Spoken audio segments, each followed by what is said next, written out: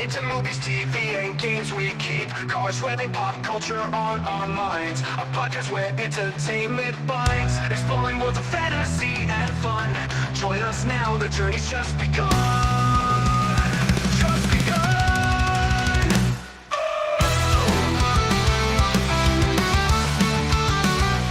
What's up, ladies and gentlemen of the internet?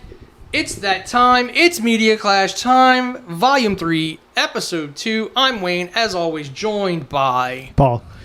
And we're going to talk to you about some of the announcements that have come out in the last week or so since you've last been graced with our presence.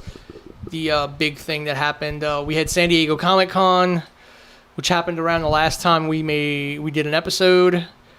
But the big thing was D23 this past weekend, and they announced some things going forward. They, like we said last time when we were talking about some stuff, that they were going to save their Disney Plus stuff for D23.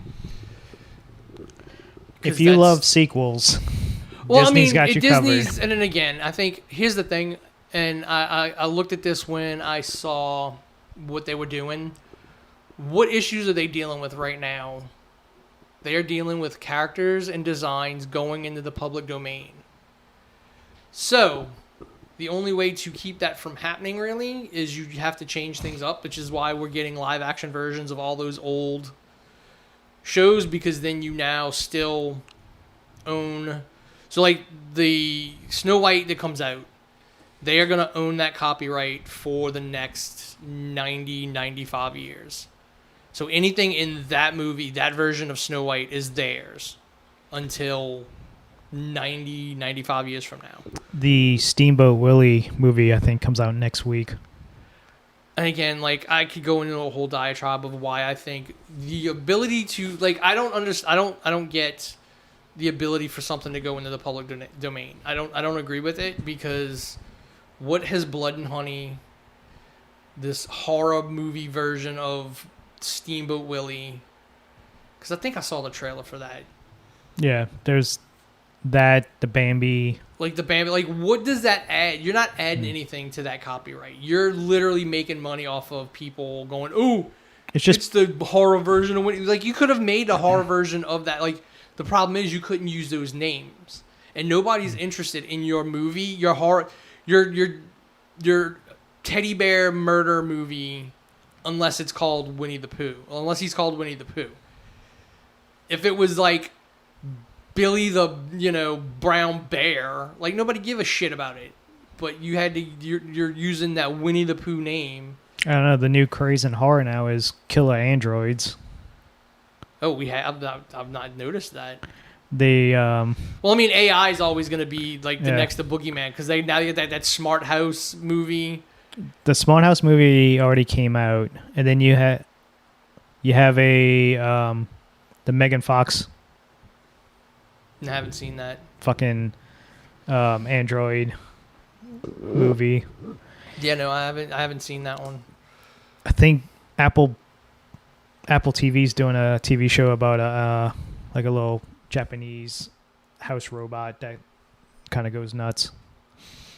That's all that's being put into the Megan crazy AI universe, to where I think they're gonna all team up at one point. Because why won't they? So dumb. Everybody wants to do their Avengers movie. Well, I mean, here's the problem, and the criticism people had of all the X-Men movies. Like, you exist in a world where all these other characters exist, so they should be there. It's not like DC, where everything happens separately. Like, Batman and Superman don't cross over that much. DC characters don't cross over that much. Marvel characters, on the other hand, cross over all the time. Yeah, because they're all in the same city. Yeah. That's what I don't think people understand, and they give it shit. I'm like, no, this should be how it is. Like, Spider-Man should run into Daredevil all the fucking time. The Punisher is always on Daredevil's fucking nerves, things like that. Like, that is a thing. But we never got it before, and now everybody's like, oh, everything's got to be pushing the next thing. And like, that's fucking how comic books work. one comic book issue leads into the next. It's a ongoing, continuing story. There is no such thing as a truly one-off story that doesn't matter, unless it's labeled What If or Elseworlds. So, some of the non-Marvel stuff that got announced there was the live-action Snow White that everybody already tried to cancel. What's crazy is they replaced. So originally, Peter Dinklage gave it shit. Yes. So it looks like they completely got rid of all those actors that were playing the dwarves. Yeah, now it's like AI. Now it's all like computer animated dwarves, and it's like, all right, Peter, like you want to complain, saying like, so now no actors got jobs. Moana 2. I'm okay with, like, I liked Moana. I'm like okay with a sequel to that. Next, the live action Lilo and Stitch, because every cartoon now has to be live action. Yeah, but I want to see a live action. I want to see like a fully visualized Apparently 3D Stitch. Disney went in and changed a lot of shit from the original cartoon. Yes, because they changed. I know, was it before 9/11 or after 9/11? They had what was released or whatever. It was a spaceship flying through and shit, but originally it was an actual plane flying through a city, and they fucking changed that. Like, there was a lot of stuff that they changed just because they do. I mean, it's just like when we went and seen what the hell was the last movie we went and saw? I don't remember. But the trailer for Captain America Brave New World was on it, and they changed the edit of the trailer. For what? So they no longer show Ezekiel taking shots at Ross in the trailer. Because it was like 2 weeks after that dude took a shot at Dipshit. Oh. So they went and re-edited the trailer. I'm like... Yeah, I can see that. If you think that's like, but again, people are stupid and they'll be like, they're making light of it. Like, no, asshole, like that's a storyline that's been around. You know, this kind of shit is, in stories. Incredibles 3 got announced. Toy Story 5. I do like the premise of Toy Story 5. Yeah, kids now are... The kid, like, and it's not like, because I know I saw somebody come, like, one of the channels saying, oh, well, they could have done that in all of them. There's video games have been in all of them, but it's like, it's different. Like, you have little kids being entrenched with the cell phone. Because clearly, the kid that Andy gave the toys to is on an iPad, and they're literally they're staring at her from the bottom of the bed. Like, they moved around while she was there, and she's just that oblivious to it. So I think you could get a good story out of that. Frozen 3, which is a given. I'm not. It makes too much money. It makes too much money. I haven't watched. I've seen the first one. I have not seen the second one. Zootopia 2. I saw the first one. I think the second one should be good. Skeleton Crew, which we talked about Star Wars wise. No, we missed the other Disney thing is the prequel for Lion King, which I think is going to be. Actually, I'm interested. Like, they already announced that though. They already had a trailer out for that. No, the trailer came out at D23. I thought they had a trailer before, like a teaser trailer. Maybe it might have been a teaser. No, this is like literally. I think it was the teaser was just basically like money shots of like the lions and stuff like that. This is literally a story trailer of like, because Mufasa is basically he's a nobody. No, and then he becomes king. He's not Noah. He's I'm a bad Jew. I don't remember the story. The name of this. Like he's leading them out of Egypt. Moses. He's Moses. Because they find him in the river. Well, from what I've read, they find adopt him.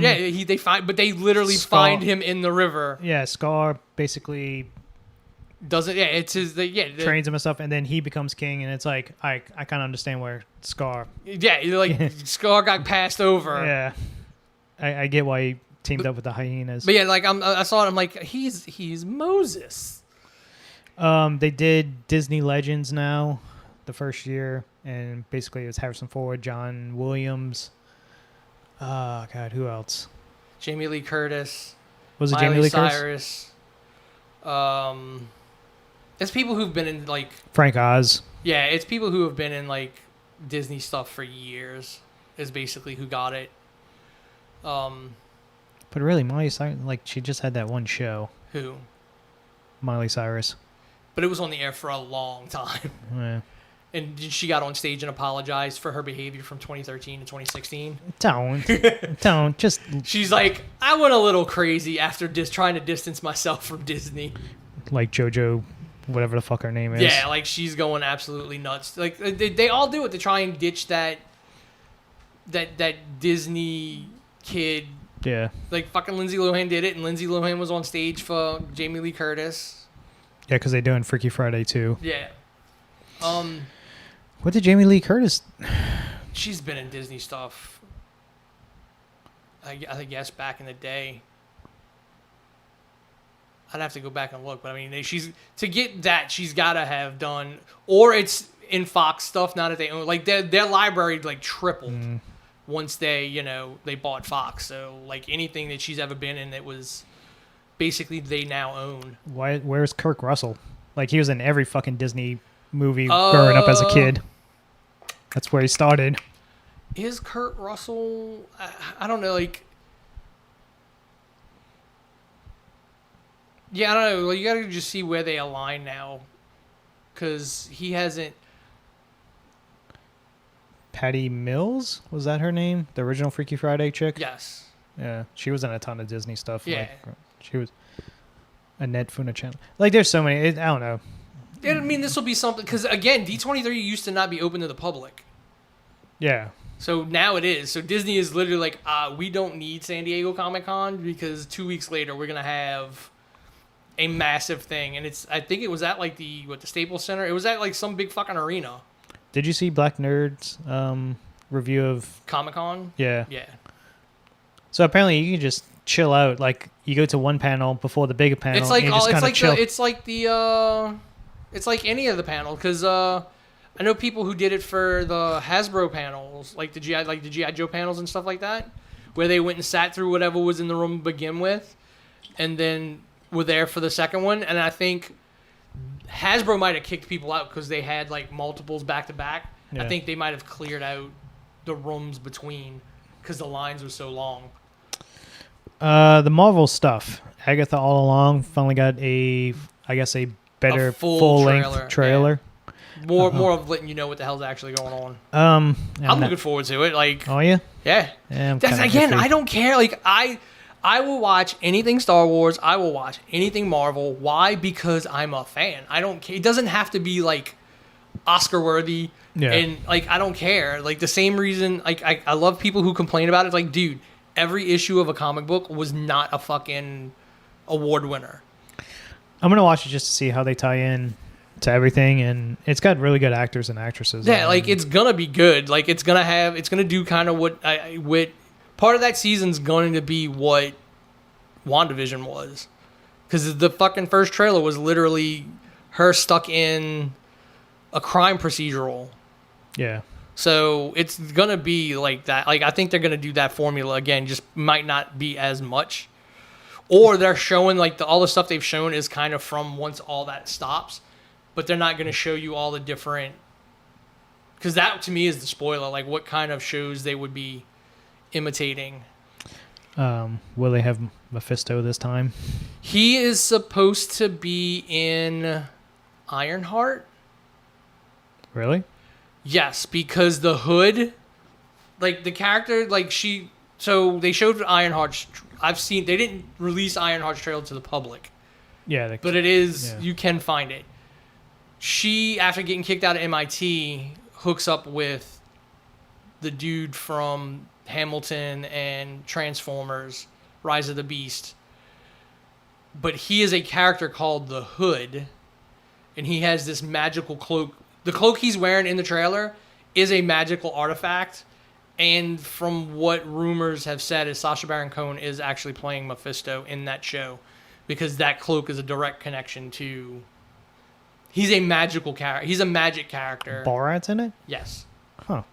I didn't hear that. They showed more of the Fantastic Four. They showed them in costume.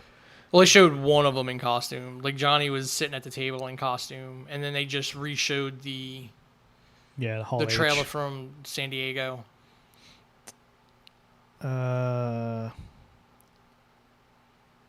Daredevil Born Again. That looked good. The Yeah. trailer for that, like I wish, like I can't wait for that to actually get the trailer to the public because watching it on the handheld cell phone video just doesn't give it justice.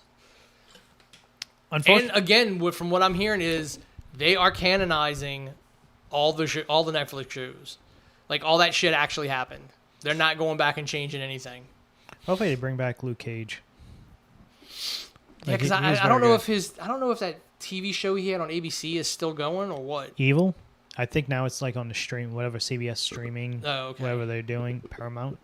Yeah. Yeah, which Paramount. is about to go away. Is it? Oh God, we can talk about what's happening with Paramount too. Like they're just Go back to Agatha all along. That comes out in a month, so that's September 18th. Is it 8th or 18th? 18th. And it's gonna be they're doing 2 episodes and then it's gonna run through basically Pretty much to Halloween. Yeah. I mean, next year is gonna be fucking jam packed with Marvel shit. I think. Well, I mean, the point, like the deal is, like Ironheart's been like held. Ironheart's been done. Yeah. Like it's been done, so like they can do like good actual CG, and like the trailer didn't look bad. Like the CG of the suit and all that looked good. Because you have that runs until to October. I don't know if there's anything in December or November after Agatha, but then you have Captain America in February, Born Again in March, and then is it Ironheart after that? I think so. Because I don't know that there's another movie until Thunderbolts comes out. Yeah, Thunderbolts. Is it summer? I think so, yeah. I never read Born Again, and I kind of went on to see what the comic book was about, and I was like, oh, they're not doing this story. Actually, from what I understand, like John Bernthal said, this may be worse than the Netflix show. Like that's when they did the rewrite. Yeah. They were like they amped it up. They were like because that original. From what I heard, the only thing that was done filming when Disney decided to change everything was the first 2 episodes. Like the scripts for everything were pretty much done. Yeah. But they didn't have like the first 2 episodes were completely done, and Kevin Feige's like, this is not working, and he made the call to redo everything.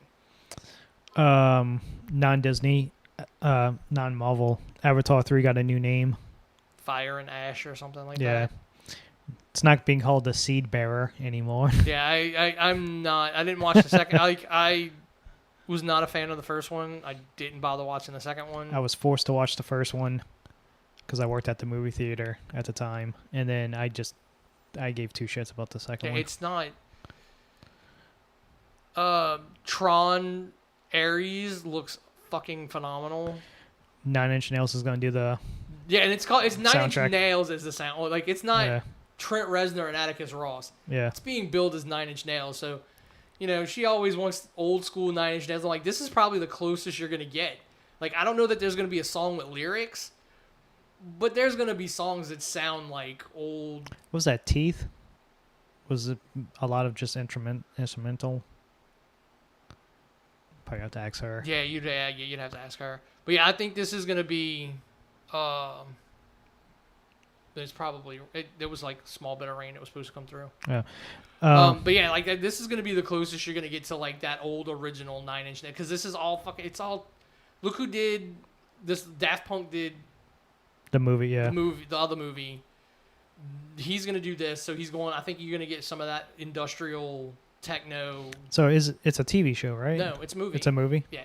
And it's focusing on Jared Leto's character? So I know his character in the other Tron was in the real world. I don't know if this is supposed to be like his avatar getting out, because the whole movie's about the stuff from the server getting out. Okay. because Jeff Bridges comes back and I think he gets out as well finally. But I don't know that the people from the first. You would assume the dude and the girl from technically the second one, because Tron is technically the first one. Olivia Wilde and whoever that dude was. You would have to assume they'd have to show up some kind of way. Is that Charlie Hall? Yeah, no, it's not Charlie Hunnam. I don't remember what he. I don't know. I haven't seen him in a lot of stuff. But you would have to assume they'd have to show up because she came out of the server. Yeah. Which I'm still kind of figuring out how they manifested matter to make bodies when they came out. And we don't know what actually happened to Tron.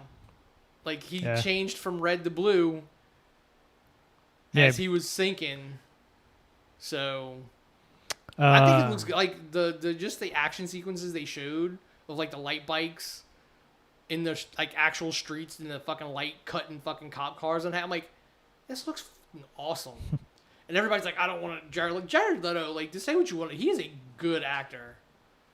Like... He won an Oscar. Like, he's a good actor. Like, she gave me shit, oh, you wanted to see his Joker? I'm like, a Jared Leto Joker, yes. The fucking tatted up monstrosity that was in Suicide Squad, no. So that dude is still trying to... It's never going to happen. Petition the... Fucking James Gunn's not going to do that shit. Freaky Friday 2 got like some stills like from the movie. Win or Lose is Pixar's TV show for Disney Plus. Their first TV show that they're doing. Yeah. Some more Pixar stuff. The Mustafa Ironheart. Indoor Season 2 takes place over multiple years. Yeah, so whereas the first season we had 3 episode arcs that took place within like a year, this is going to be like 3 episode arcs that take place every year leading up to Rogue One. Because originally they were going to do a full season per year. Like when they originally pitched the show, it was going to be a year for every... Like they were going to do a season for every year leading up to Rogue One, because the first season takes place 5 BBY. So then the second season was going to take place 4 years before the Battle of Yavin. And then it was going to go each year until they got to Rogue One when they stole the... So basically, and now they're only doing 2 seasons. So what people are speculating is the last episode is going to be whatever mission he was on that it was ending at the beginning of Rogue One. Yeah. I didn't even realize Cousin was in that. Yep. He's like, that's why I'm like, I have no problem with him playing Ben Grimm. No. Like he's a great actor. Mandalorian and Grogu. Little teaser, I guess you can say. Shit that was already filmed for the movie. And Percy Jackson season 2. I haven't watched, like, I know the movies were horrible when they tried to make them. I'm assuming the show is better because, I mean, you can do a book better in a TV show than a movie. Edge is in it. Is he? Yeah, he's one of the gods. Okay.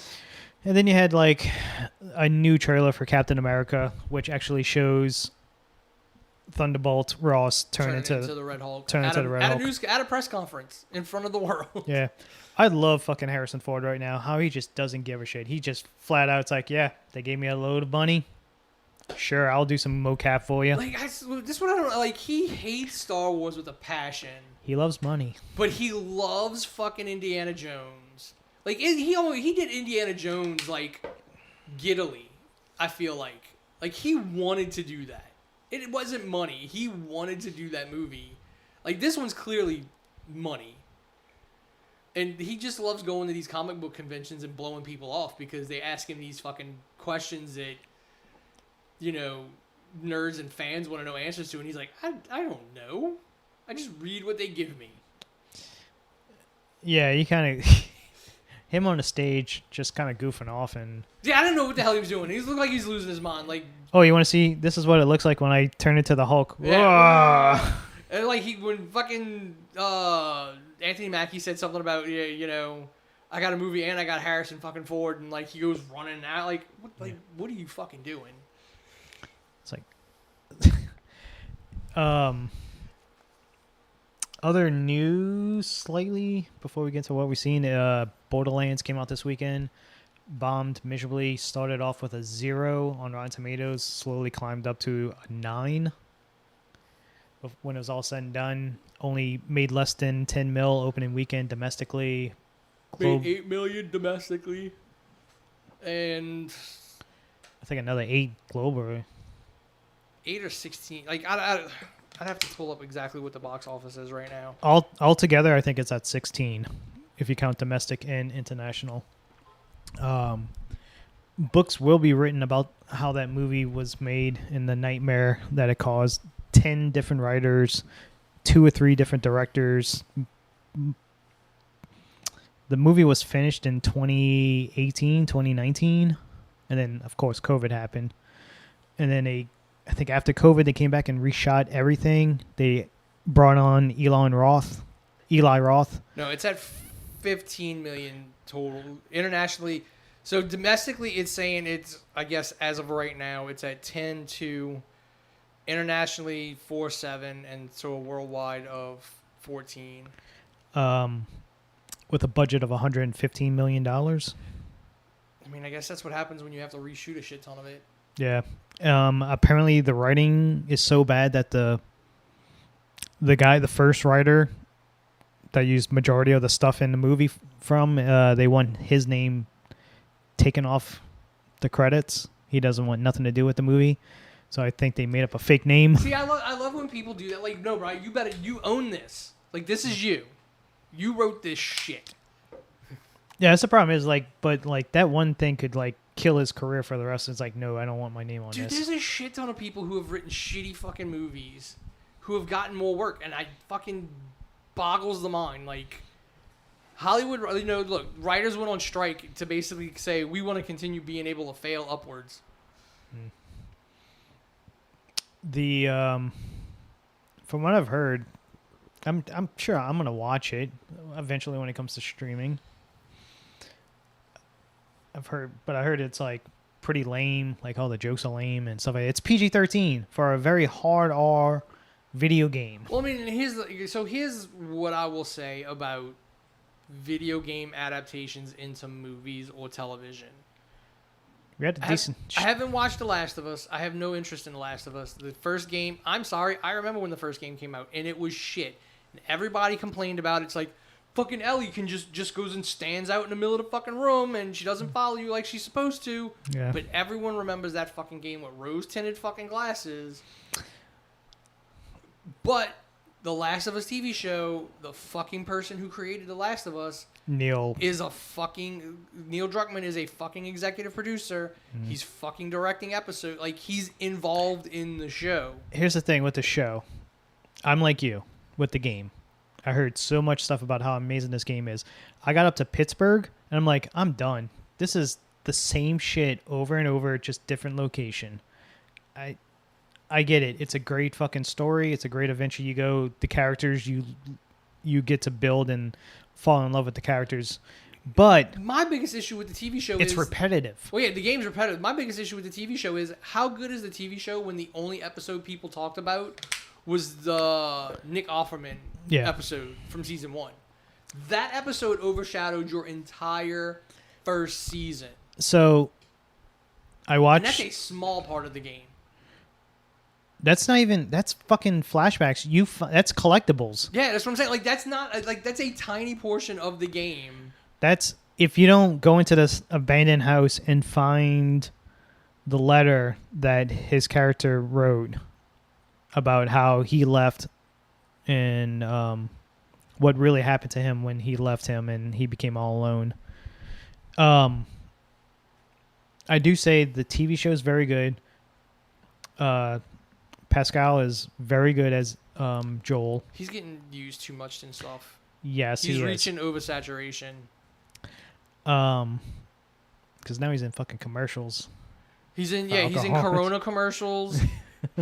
So the whole thing with him and the Mandalorian was he's on set in the costume, in the helmet. Yeah. Now he's not for the movie. No, because he's no time. He's filming Fantastic Four and The Last of Us 2 at the same time. Yeah, I think both of them come out in the same month of May. Yeah, so they're not like he's not on set. He's gonna be fucking recording his audio, and he'll be on set for Mandalorian when he needs to take his helmet off. Yeah. The girl who plays Ellie's very good. Like, it's very good chemistry between them two. And the show's actually very good. They did a great job with the special effects. The sets look exactly like the game. We'll see how well that goes after the beginning of the second season. But now, when you get into part 2... Yeah, so they either have to put it in not game order, which I would assume if they're smart, they'll actually play it out in order and not do the ending and then the flashback of how we got to that. So that's how the game plays out. So apparently season 2, spoiler if you haven't played Last of Us 3. Last of Us 2. There is no 3. What was it? Last of Us 2 is 2? Last of Us 2 is when Joel gets his head caved in with the fucking golf All right, club. so that's not gonna. So that happens at the very beginning of the game, and then which is a flash full, which is there's present day, and then the game is the flashback. Yeah. Leading up to that. So season 2 of the show, that's not gonna happen until the next season 3 of Joel. This is more introducing Abby, her little crew. Well, no, it's funny because they said from people who I know who played like the PlayStation podcast I listened to, they recognized in the HBO Max or HBO put out the sneak preview montage. Everything. Yeah. And he said there are the Last of Us 2 clips are from the second game. Yeah. Like, they are distinctly scenes from season 1 ended with Joel killing the doctors, taking Ellie off of the medical table, and them driving off. Yeah, which and is that's how the first game how the ended. first game ends. And I'm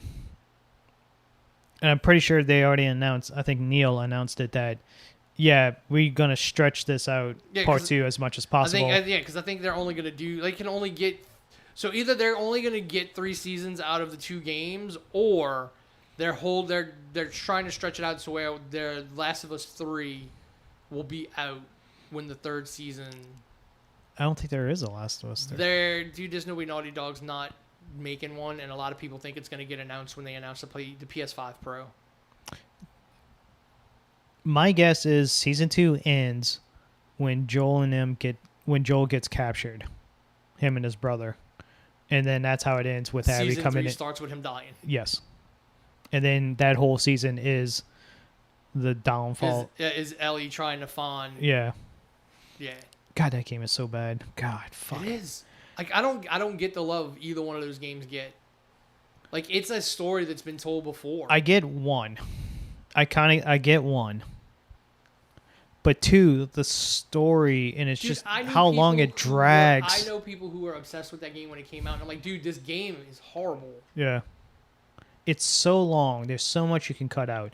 The fucking Ellie gets what she wants. She has the fucking girl of her dreams that she loves. They have the kid. She has a family that she can build up. She goes on a revenge quest. Nope. Fucking. Gotta kill Abby. Yep.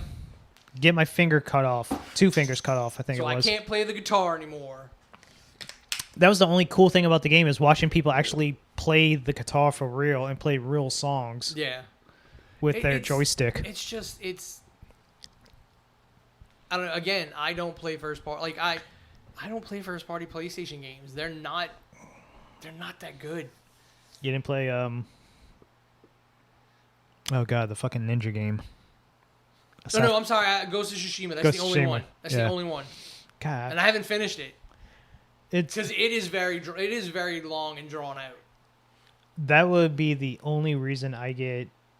I mean, I could get a PS4 Plus or Max or whatever the fuck the. Dude, I would just wait. When the PS5 Pro comes out, the PS5s are going to go down in price. Yeah. Because at this point, the PS4's price had already been cut.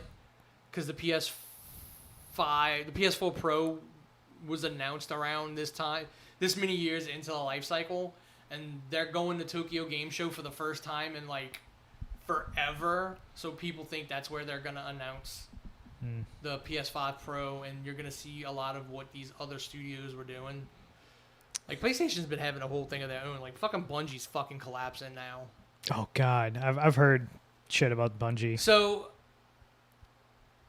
Sony bought well, PlayStation bought Bungie for like $4 billion. They invested a billion of that was invested in keeping talent. I think when they looked at what Destiny was doing at the time, it was making money, but it dropped off.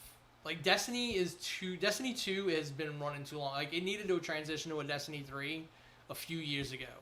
Yeah. And it's just been because again, like I've gotten every expansion they've done, but you cannot play vanilla Destiny 2 anymore. You cannot you can't replay the Red War or any of that stuff. It's all been taken out of the game. And it's like, what the hell? Like, that's dumb. It's also a very overrated game. I don't know that it's overrated. It plays just as fun. It plays just as well as Halo does. Because it's made by Halo But people. I'm saying, like, it's still a top grade. It's a top tier first person shooter. I mean, you want to talk a shit show? Look at fucking the Halo franchise right now. Oh yeah, it took them fucking forever to get Infinite to like be acceptable. Yeah, because they opened that sandbox mod mode. Yeah, finally, they still haven't done the fucking co-op. Nope. That still hasn't been done. Destiny's got really good gameplay. It's got really good lore. I've never been a fan of how you get all the lore. I think there should be more to it than like some audio recordings and shit you got to read. But the lore is really interesting. It's just it is kind of cumbersome. Like if you haven't played in a while to jump back in, because like right now, like I don't feel like going to play through fucking Neptune and shit to get like a power I'm not gonna fucking use.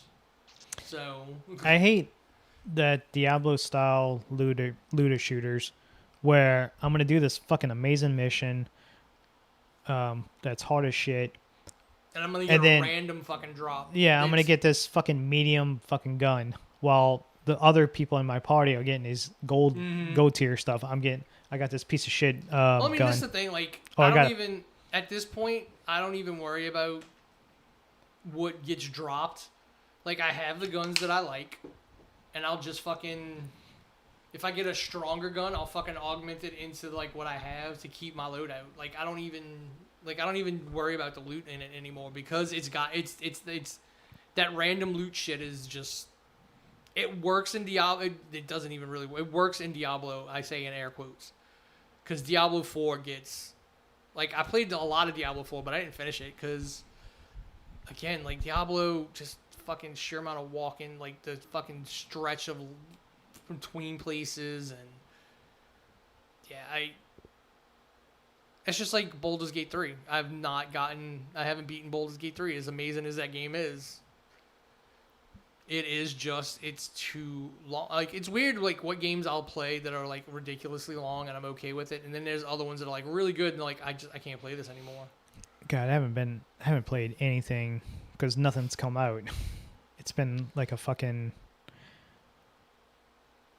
Yeah, nobody's put anything out. Like, nobody has put anything big out lately. Since the beginning of the year. I played a lot of fucking... just random DLC maps of Pressure Washer Simulator. Yeah, I can't even think of anything that I may have gotten so far. Like, I think Final Shape was the last Destiny expansion is the last thing I got. Now getting towards the end of the year, that's when all the big games are starting to come out. Jedi Outcast, I think, is next week or 2 weeks. No, Jedi Outlaw. Outlaw, yeah. It's not even Jedi Outlaw. It's Star Wars Outlaws. Which, again, I think looks pretty good. Everybody's shitting on it. Oh, it's an Ubisoft game. It's going to... Like, fuck off.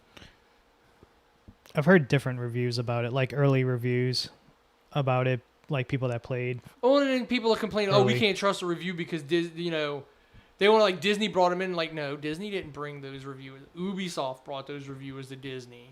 Yeah, and Ubisoft does that for every one of their games. They bring people into play. The Assassin's Creed game is already a disaster because they came out and started making apologies instead of standing up for their game and their developers and stuff. Again, I can't... this is what has kept me from doing a lot of shit over the last couple. Just the sheer amount of like stupid people on the internet. Yeah. I want historically accurate. This isn't. Like, I don't want to play a female or I a don't black want to play guy. a female or a black guy. Like, bro, they're acting. These people existed. Yeah. Why would Ubisoft want to make just another generic Japanese samurai game? There's been like 3 of them already. Here's my thing. You're playing a fucking game where there's assassins and Templars going at it for centuries and centuries over a fucking apple that controls basically reality. Yeah, complain about the game losing its fucking mind of like an actual overarching story. Yeah, we lost that with the like. It's historically accurate that my fucking dude Incio was good friends with Leonardo, who made me all these fucking special shit. I mean, I can't. People are like, oh yeah, because fucking. Yeah, Leonardo made you a fucking tank. I'm like, well, he kind of did design a fucking. He designed a tank. He did design a fucking tank, and nobody can say whether or not he built it or not. Did you not like the parachute you get from him or the glider or whatever it was? He designed these fucking things. Yeah, I mean, Assassin's Creed hasn't been good since what? 3? No, not 3. For Black Flag was like Black the Flag. last really good one. Because Valhalla and Odyssey. Valhalla was decent. I like Valhalla. It's too long. Valhalla's good. I like the ending of Valhalla with Loki and all that. Mirage, that supposedly we're going to go to old school Assassin's Creed. Mm-hmm. That was basically a DLC that they stretched out to a full game, and you can tell it's a DLC because there ain't a whole lot to it. Yeah, it's just some of these are like, they got too long, is what I really do with the Assassin's Creed games. I didn't play Origin. Plus, it's although I may have it from PlayStation, but I don't. I played Odyssey. It was too long. I ended up stopping. So Origins, that backstory, that wasn't an Assassin's Creed game. They shoehorned in Assassin's Creed into it. That's why when you watch the ending of the fucking game, you can like, all right, that's kind of fucking shoehorned in. Like that's, you can tell that's. Yeah, they were making something else. Yeah. And turned it into a fucking Assassin's Creed game. I mean, it looks beautiful. Like if you got an amazing TV, if you got like a 4K, top of the line fucking TV, that game looks fucking beautiful. Like standing on top of the pyramids, climbing the pyramids, and being on top, and the like the lighting of the sun. I mean, all three Origins, Odyssey, and Valhalla, they all look really good. Like just Odyssey and fucking Valhalla are too long. Like that map is too fucking big. For what, like, and again, I spend most of my time on the fucking boat anyway, because I enjoyed Black Flag. Oh, I was raiding every fucking town I came across. Yeah, like, I enjoyed the fuck. I enjoyed the fuck out of the pirate shit, which is kind of why I never got into Skull and Bones, because I'm like, you can't do the hand-to-hand stuff. You can't board another ship. It's all just the sea combat, which I may still eventually end up getting, because again, that was fun as hell in those games. And Black Flag and Odyssey and Valhalla, like that ship combat is really fun. Rogue, Assassin's Creed Rogue is a very underrated game for the 360 because that stupid. Well, it's because it came out the same day as. No, it's not even that. It came out. Unity. It came out at the same time as Unity, but the issue was, Unity was a PS4 game. Rogue was a PS3 game. Yeah, Rogue was a 360. Unity was the next gen console. Next gen console, yeah.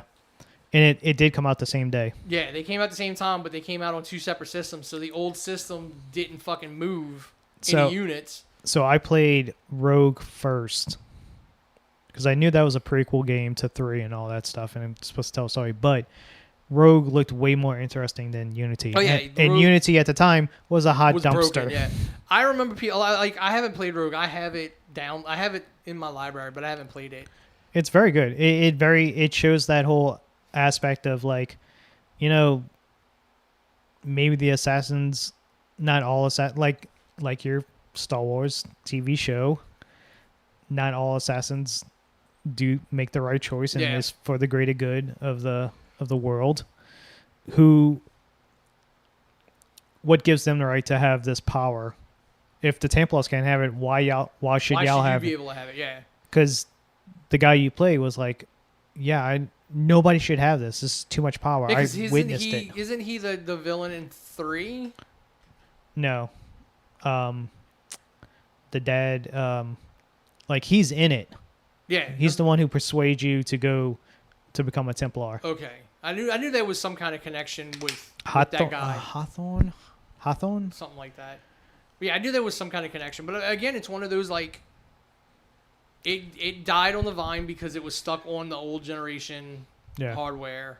It was like one of the last games for the 360. Yeah, it was. That's what I say. It was one of the last games specifically for those machines. It was, whereas like a lot of other games got cross generation. It played on the 3 and the 4. Yeah. They going back to the newest one that's coming out.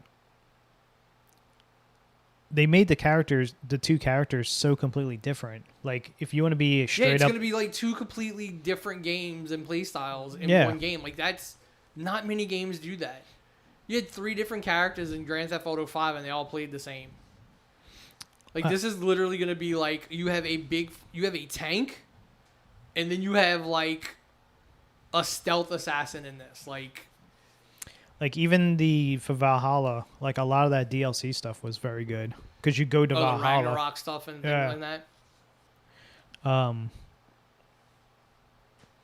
So yeah, you got that. You got Call of Duty, of course, every year, which I'm kind of excited to because Treyarch's doing the zombies, and they always do great zombie maps, and they go in old school with the zombies. None of that new shit that they've been doing the past couple years. I will say I did get one. I got a game off of Steam that I played a bunch of, and I streamed, called Infection Free Zone. And you literally can let the game follow, like know your location, or you can just go on the map and pick. Like it uses Google Maps to create. I've seen people play your this. map. Yeah, and it's really one of those like how could you survive in your own area. And I played here, but this house isn't on the map anymore. So where this is just a broken house. And trying to start a settlement in this neighborhood doesn't work out that well. Because you got to travel all the way down to, Judge Perez and St. Bernard Highway to get to the big stores that would have supplies. I tried running it running my headquarters out of the Superdome. And it gives you a shit ton of room, but it's hard as fuck to defend. I tried different places downtown. It's a really cool game. Just for that one feature, you can basically pick any spot on the map you want to start from. One other video game news is Amazon's doing a Yakuza Like a Dragon live action TV show. Unfortunately, the showrunner and director came out and said, yeah, we're not doing anything from the video game. This is kind of our own thing. We just have the name. It's so dumb. Yeah. I cannot remember somebody else that said that. Yeah, Bryan Singer. Those X-Men movies sucked, no matter what people look back on. No, it's very recently that it's like, yeah, we're going to do this property, but don't read the books. Because I know fucking Snyder did it for Batman. Yeah, Snyder did it for Batman. Oh, God. For his Snyderverse that everyone fucking bust a nut for. Singer did it for X-Men. God, it was horrible too because they did nothing from the source material. Which is crazy, like which I don't understand why people tell people this. Like the shows and movie adaptations that are the most successful, that the actors are all in on, are the ones where Witcher. Yeah, it was The Witcher. Did the first 2 seasons not follow? I don't They know. follow very loosely, but then it kind of started doing their own thing, and that's why Henry Cavill left. Yeah, that's why he left first. I do remember that he was like creatively like fuck this. Yeah, and then he would try to was like, hey, we're gonna be Superman.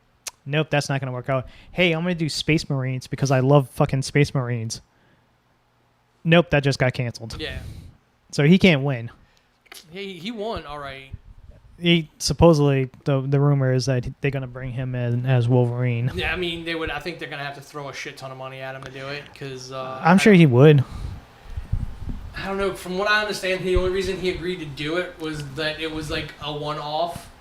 But I mean, come on, like people went nuts. He looks the part, dude. Other than being very tall. No, it doesn't matter because somebody pointed out, like, because everybody's like bitching, like, oh, he's too big. Like, It's you a know different- who needs to play his Sabretooth? Is it Alan Richardson or whatever, the dude from Reacher and was in Yeah, Alan Richardson. Yeah. like because they were in that movie. They're in that movie, League of Ungentlemanly Warfare, whatever it is. The Ministry of Ungentlemanly Warfare. Yes. And he looks like he is clearly bigger than Henry Cavill. Here's the thing, Reacher. It's a good show too. I like Reacher. Like season 2, was very good. So season 3, they hired some dude that's bigger and more buff than Reacher to go up against. This dude's like 7 foot tall and jacked to the fucking gills. Like you have to like the amount of people who could believably give that dude a run for his money are few and far between. Yeah, the dude kicks a car And sets off the airbag. Sets off the airbag, which is not unbelievable. My car, like I was working on the radiator and that on the vet this past weekend, and there's literally a warning to unhook the airbag sensor when fooling with the radiator. Because it's there for like front collisions. Yeah. And if you jostle it too much, it's going to set your airbag off.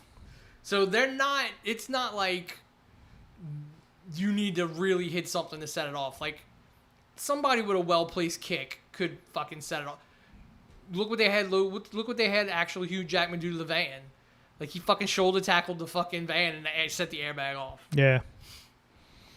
Because all it takes is a fucking electrical fucking spark, and that bitch like you see the videos online of people putting airbags underneath people's seats and fucking flinging their asses into the ceiling and shit. Last bit of news: Eternals 2 got canceled supposedly. I mean, I don't think there was ever any solid. Yeah, I don't think there was like they teased they're gonna make a sequel, and then I think Kevin Feige wanted to, because I think he had a plan for the Eternals in the bigger picture of things. Well, the whole Captain America is going to revolve around. Well, this. but that's what I'm saying. I think there was a bigger it's just not. That's not Jack Kirby's Eternals. No, like that they changed them way too much. This is how MCU brings in Adamantium. Yeah.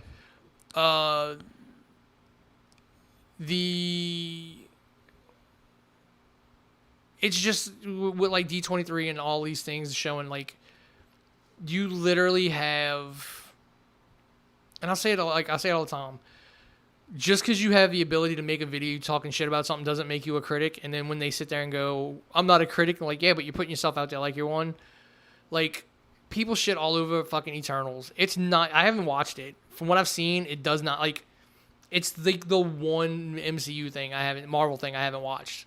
Like, I just have no desire to sit down and watch it. I think that was the beginning of... There was a couple Marvel films that was the first that I kind of skipped before I went back. Yeah, I mean, because it didn't... I'm like, I was expecting, like...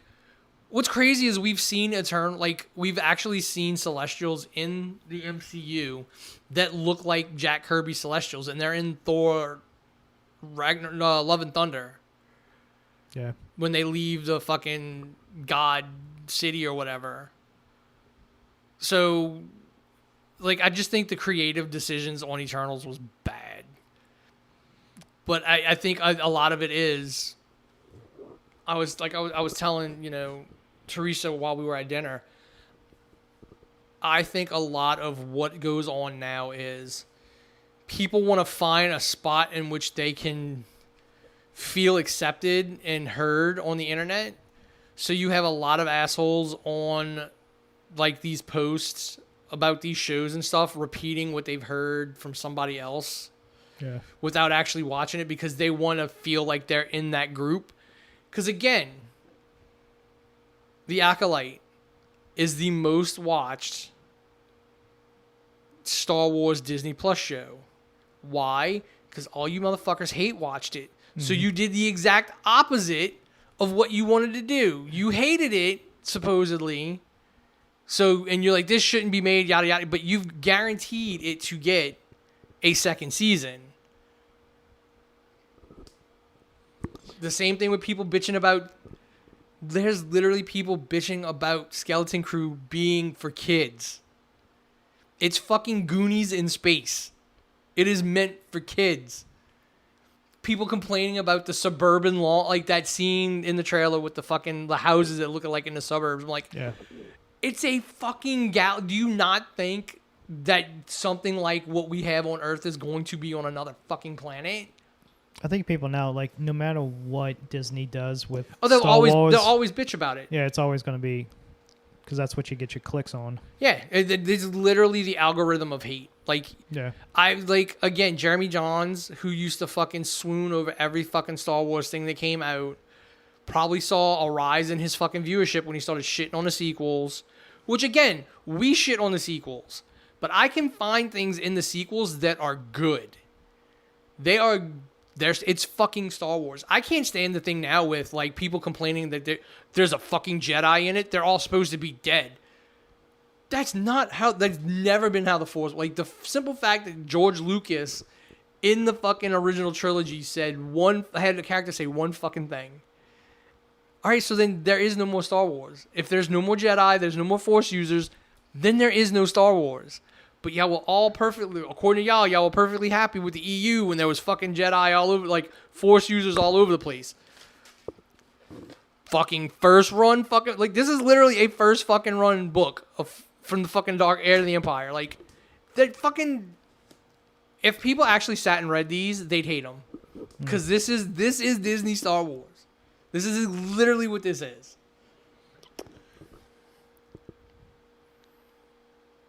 I mean, technically, Luke and that. That's what I'm saying. Like, he wasn't a part of all. He wasn't even born. And this is what I love. And I've said this, and somebody looked at me like I was fucking crazy. I'm like, Yoda can call fucking Luke a Jedi all he wants. He's not a fucking Jedi. Well, he hasn't been trained. He didn't train like a fucking Jedi. Like, Yoda trained him for how long? Like, we don't even know how long he was actually fucking trained. Ben trained him, Obi-Wan trained him for what? Like maybe at the most a day or two? Depending on how long it took them to get from fucking Tatooine to wherever the fucking Death Star was. Or to Alderaan, and then from Alderaan to where the Death... Like, that's how much Jedi training fucking Luke had before he blew up the fucking Death Star. And then however much time he actually spent with fucking Yoda on Dagobah. Like, that's it. That doesn't make you if that makes you a fucking Jedi, then Rey has every right to be fucking called a Jedi. Yeah. She spent just as much time with fucking Luke. The kid with the broom at the end of the fucking movie. And it comes down to it, like, I hated that because I was like, this is your new fucking trilogy, right? This is Rian Johnson's trilogy. But then again, I'm thinking, like, it's like fucking the X-Men. You'll never get rid of mutants because a new one's going to be born. A new Force user, a new person with the ability to use the Force is going to be born all the time. Just like Highlander, it never made sense that you're fighting till the last two immortals are alive, and then the last one to survive that fight gets the prize. Like, it's also why is there no... Somebody got born, like, you could go shoot an infant, and it could be like, it comes back to life. Like, they were born all the time. Some people, like, were born immortals, but they died of natural causes, so they didn't resurrect.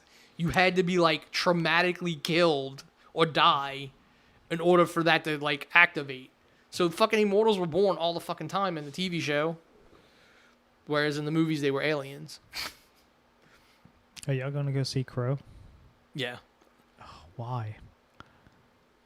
I'm like, I think after watching Boy Kills World, like, I can see that dude fighting.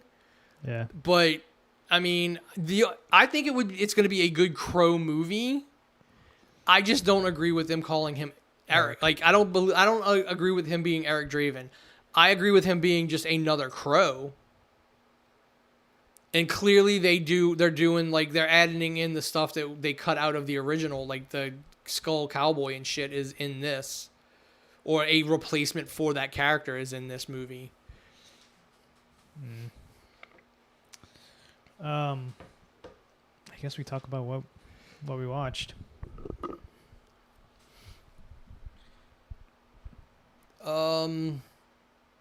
So lately, I'll talk about there's two things that you haven't watched that I watched. so yeah, you just go Three run things. run through those. Because I mean, Cape Crusader, Batman Cape Crusader is on Amazon Prime. They basically went to Bruce Timm and told him, "Hey, we want to bring back Batman the animated series." He was like, "Nah, I don't want to do that, but won't you do it this way and let these people do it, and I'll just be the executive producer." And it's kind of like year 1, year 2 Batman. and it's got like a noir old like It's very 1940s. golden age Yeah. Batman look. Each episode, I think there's 10 episodes, and each episode is like kind of its own episode devoted to one of his villains. And then kind of at the end, it kind of ties into the story. Like there's this little thread that's going on throughout the whole season. And then it kind of comes to an end at the last 2 episodes, and it ends on that season finale. Very good voice actors, very good animation. Highly recommend that one. Inviolate Nature is a horror film that takes place from the point of view of basically Jason out in the woods murdering camp counselors. Typical story. Creature's dead. They come mess with his grave. They steal this locket that supposedly belonged to his mother. That kind of keeps him dead. Mm-hmm. Asshole kids takes the locket. He comes back. And you basically follow him walking through the woods, getting to the counselor, the people that stole the locket. It is a long, kind of drawn out scenes in the movie because you're just watching him walk through the woods. That's what I'm saying. If you're locked in from his perspective, you're not going to see a lot of stuff. No. The kills are very good. I'll give it that. The actors that plays I guess they pretty much rent this Airbnb type cabin, and this group meets up, and not very good actors, I guess you could say. I mean, you got to start like Yeah. It sounds like a B movie. It's very B movie.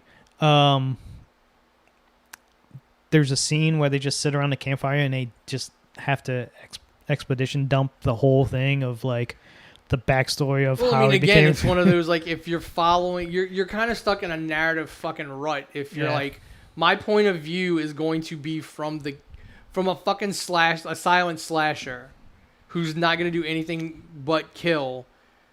So then you have to get exposition dumps when you can. It's very good. Like there was a couple times like he kind of fast forward, like hit the skip forward a couple scenes just to kind of get it going. I do say the kills, like I said, the kills are very, very good. The campfire scene, you can literally see him in the background and nobody sees him. Like he's just chilling, listening to his story, his origin story. And then that's it. And then he murders one person. Cut to the next morning. And then the last 20 minutes, it just goes off the deep end. Like she gets the last girl that survives, makes it to the road because homeboy gets his locket back. She makes it to the road, gets picked up by this old lady in a truck, and she just tells a story about these animals being animals in the woods and killing. And that's it for like 10 minutes, 15 minutes. That's the last of the movie. It's just her telling the story about this animal murdering in the woods. Not talking about the is she Jason type. Is she like just telling the fucking story without actually explicitly saying saying it? So she pulls off on the side of the road, and the girl's freaking out. It's like, why are you stopping? Why are you stopping? It's like, oh, don't worry. Meanwhile, she's like miles down the fucking road. There's no way this thing's catching up because he only walks. Yeah. So That's never stopped Jason, bro. no. So the end of the movie is just her staring into the woods, like kind of looks like something's there, but nothing's there. It's just her Seeing it. After getting a fucking boyfriend's head crushed in multiple, like when this thing kills somebody, it fucking kills them. Like literally bashes this dude's skull against the fucking tree until it's like mush. It's like fucking nothing there. Like it's just no bones, no nothing. He just crushed everything into this tree. I do say just watch it for the kills. Dude, I've noticed, like, I have to go look it up because I know I go through Amazon and fucking put all kind of shit on my watch list. That these fucking horrible movies. I'm like, I could have like a massive B movie marathon, B-C movie, like C grade movies. Yeah. And I'm like, again, it makes me feel like I've wasted my life because I'm like, I should have like, my shitty short films are better than some like these, and they're on Amazon. Look at fucking Skimmity Rink, whatever the fuck that movie was called. That came out. That dude filmed it in COVID with his fucking phone, with his kids. And it made a shit ton of fucking money and got all this praise. And when people watch it, it's like, nothing fucking happens. It's boring. The lighting of the movie is so dark, it plays tricks with your eyes. You think you see something there, but it's not really there, type of thing. Mm-hmm. So yeah, it can be done. Yeah, I know it's something like I need to. My brain's attention span is all over the place. I've literally got 2 novels started on my computer at work. Nice. On top of like everything else that I'm trying to fucking do. Yeah. I have a video on the fucking computer I have to finish editing. I bought stuff from Travis on Whatnot, and I'm like doing a like, how much did I pay for this stuff on Whatnot? Trying to just fucking find some kind of fucking foothold in something. You can write it off as a business expense. At some point, yes. I do. I need to register like the actual like McCarthy LLC. like the actual LLC to be able to do that. Especially if we ever like I get it once Travis and them get off their ass and they actually want to do that fucking show. I'm gonna be the one that's gonna have to go fucking get the license and the promoter's license. Cause I read the minutes from the meeting with when Elevate got sold and Alan gave up his license. Yeah. I read the minutes, and they literally had to explain why they should get a license. Like Braxton and fucking Brittany. So it's not one of these, like, here's my application, just give it to me. So I'm going to have to literally go to this meeting in Baton Rouge, which is another fucking hilarious piece of fucking bullshit. To go get a fucking wrestling promotion license, I have to go to Baton Rouge and sit in a fucking meeting. But, so, yeah. And the last thing I watched that you haven't watched, it's called The Contestant on Hulu. Highly, highly recommend. It's a documentary about this Japanese reality show in the 90s where they took this guy. He's always wanted to be an actor. He's always wanted to be a comedian. He always tried to make everybody laugh and have a good time.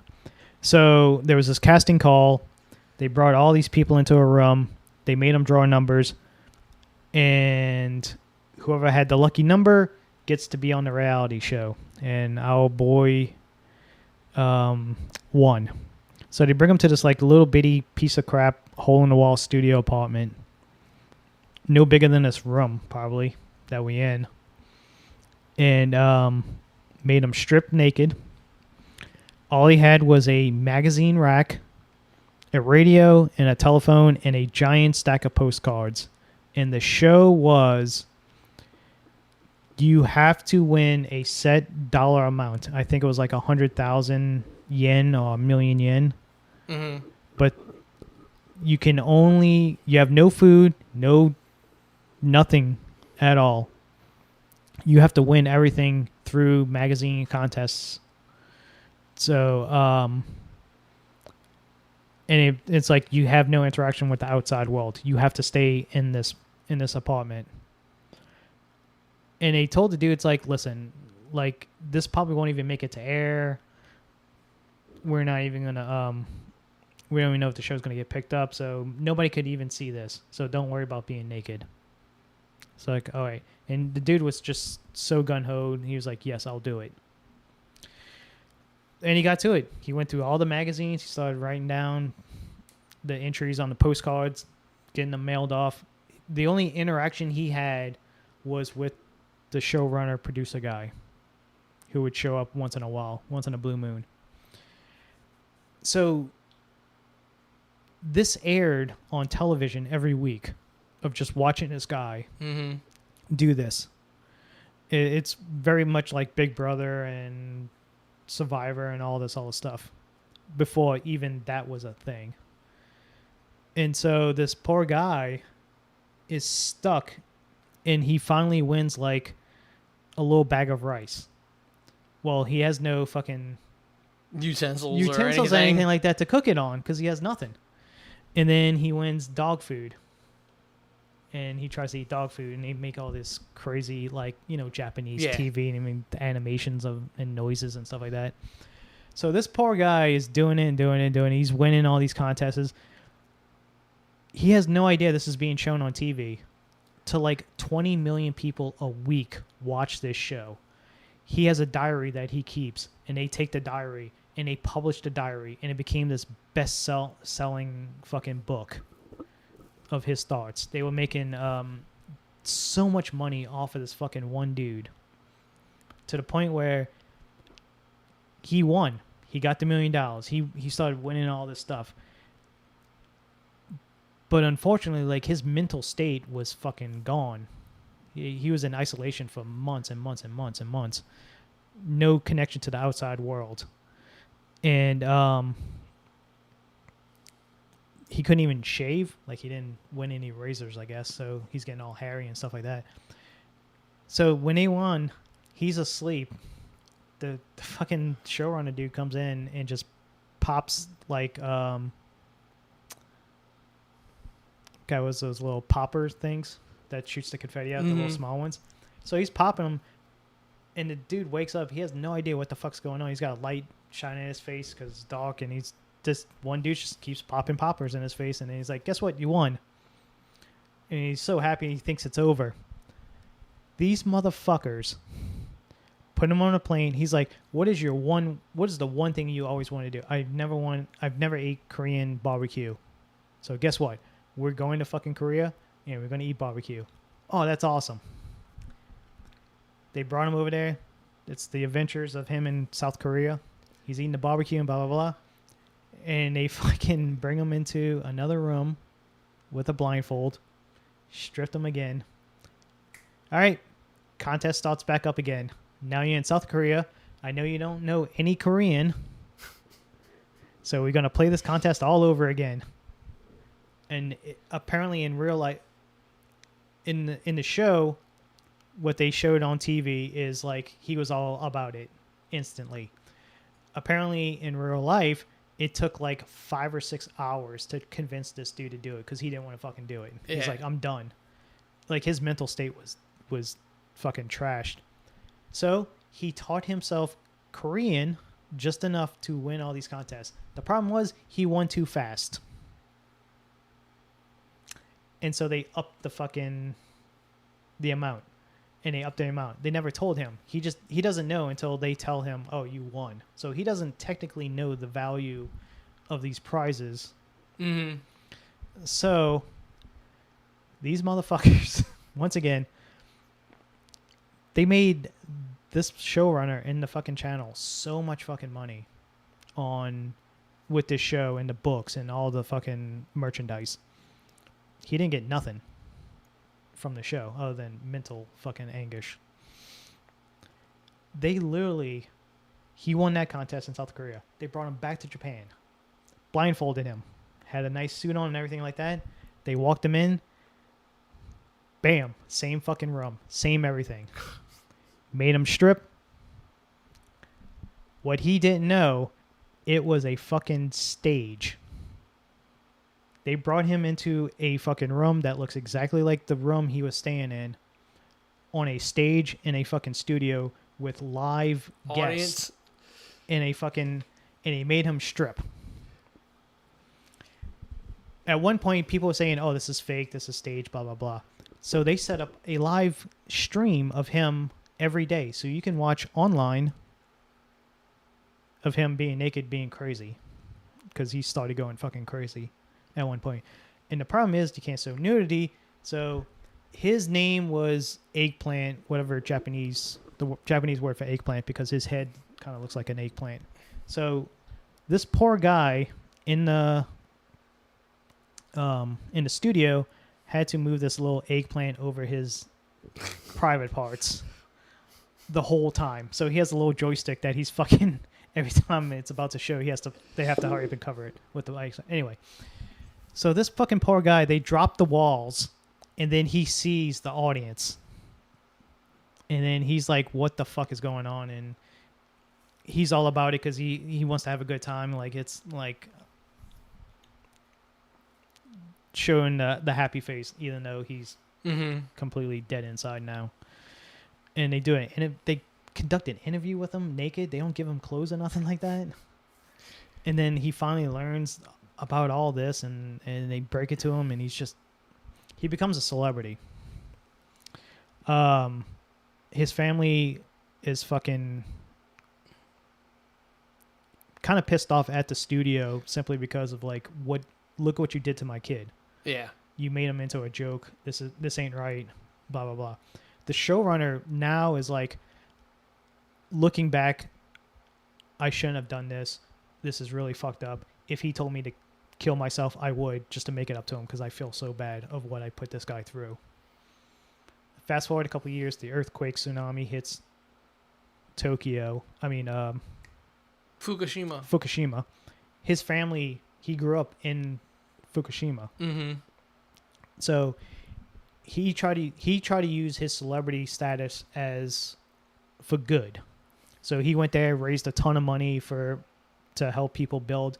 He was the first person there helping dig up debris and stuff like that and help rebuild the town that he grew up in. And it's like, you know what? I'm gonna go fucking climb Mount Everest. So he trained, gets to Mount Everest. They raise the money to bring him to Everest. Fucking avalanche happens. Murders. Avalanche kills like 100 and something people. It's like one of the worst accidents on Mount Everest. He survives. He stays back. Instead of leaving to go back to Japan, he stays back to help with the survivors, find survivors, help with the people and stuff like that. And so he finally makes an attempt. He raises money. He gets with the showrunner guy. He helps him raise money to get that last attempt to go to Everest. He finally climbs Mount Everest. And it's a very great documentary about this guy, like just how much shit. But he always kept like the smile, always made sure everybody else was entertained and happy and stuff like that at his own expense. It's a very good documentary. And Japanese TV is very fucked up. Yes, it is. And just leave it to like, when did American horror see its fucking revitalization? When they started copying Japanese horror. So I mean, Japanese late 90s, early 2000s. Japanese television, and like it's always way kind ahead of of the ahead. time. Yeah. Have you seen the relaunch of Takashi's Castle? Yes. On Amazon? Yeah. So great. It's fucking the hologram Emperor's head. Because he's not on the fucking show. Some dude is obsessed with Japanese TV on YouTube. I can't remember the guy's name. I watched a ton of his stuff. But he did a whole bunch of Takeshi's Castle videos. And apparently that whole stupid fact that more people walked on the moon than one Takeshi's Castle. Yeah. That's not right. Because apparently there was like giant groups of people as one team won, so technically all of them won. And he was just, it was a great documentary of just showing all this, like the lost episodes that you can't find anymore because they got destroyed or something happened to them, and what happened with the contestants and stuff like that. It is just that show itself is like just watching the redo of it, and it's like the same people, but then like the contestants, they'll have like people who were on the show originally that come back and try it again. Yeah. Or like their kids are there trying it because their parents were on the original version and their kids are on it now. That fucking mascot that was in it, I started following that person on fucking Instagram. It's hilarious, like what that person tries to do in that costume, like just fucking stupid stunts. Like they fucking wrestle in like exploding barbed wire bat matches. Yeah, it was just on they just wrestled at GCW, I think it was. Yeah, like fucking, it's so like, leave it to Japan, like fucking to just have somebody who came up with this fucking mascot, and it's multiple people that do it because I've seen there's been multiples in one fucking video, but like literally the point is like it can't do any normal. Tries to ride a bike, falls off, rolls down a hill. Takeshi has to be. I mean, yeah, beat Takeshi has to be. Oh god, he's got to be like 80s, in his 70s or 80s. Yeah. I highly recommend the original Blind Swordsman. I'm pretty sure there was one before he did it. Yeah, he did a remake in the early 2000s, and then that he directed and starred in. But yeah, the fucking Blind Samurai goes back to like the 60s and 70s. Okay. Same with the Lone. They had a great crossover with Lone Wolf and Cub back in, I think, in the 70s. Yeah. Just see somebody get their arm chopped off and just a mountain of blood just squirts out. It's so great. All right, then we just go into anything you watched that I haven't. I don't think I can't. If I've watched something you haven't watched, I can't remember. I've just been watching. House of Dragons. I watched lately. The Boys. I mean, I watched like My Adventures with Superman. I know you probably don't watch. Yeah, that is actually a really good interpretation of Superman. It's really good. Like, people gave it shit, like, oh, Jimmy's black and Lois is an Asian. Like, it doesn't matter. That's a fucking great show. The Lex in that show is like, it's like what Zack Snyder was trying to do with Lex, except now they did it properly. Like, Lex is, like, he's rich and shit, but he starts off as just like this mad, like, little tech bro, like, doing shit, and then like once Argus falls, like he like is able to like pick up the pieces, and like the second season ends with like him standing out in front of the fucking brand new LexCorp tower with fucking I think she's gonna already be established in Gunn's universe, but so it'll probably be close to how the show did it. And it's Jack Quaid. He doesn't look like Superman.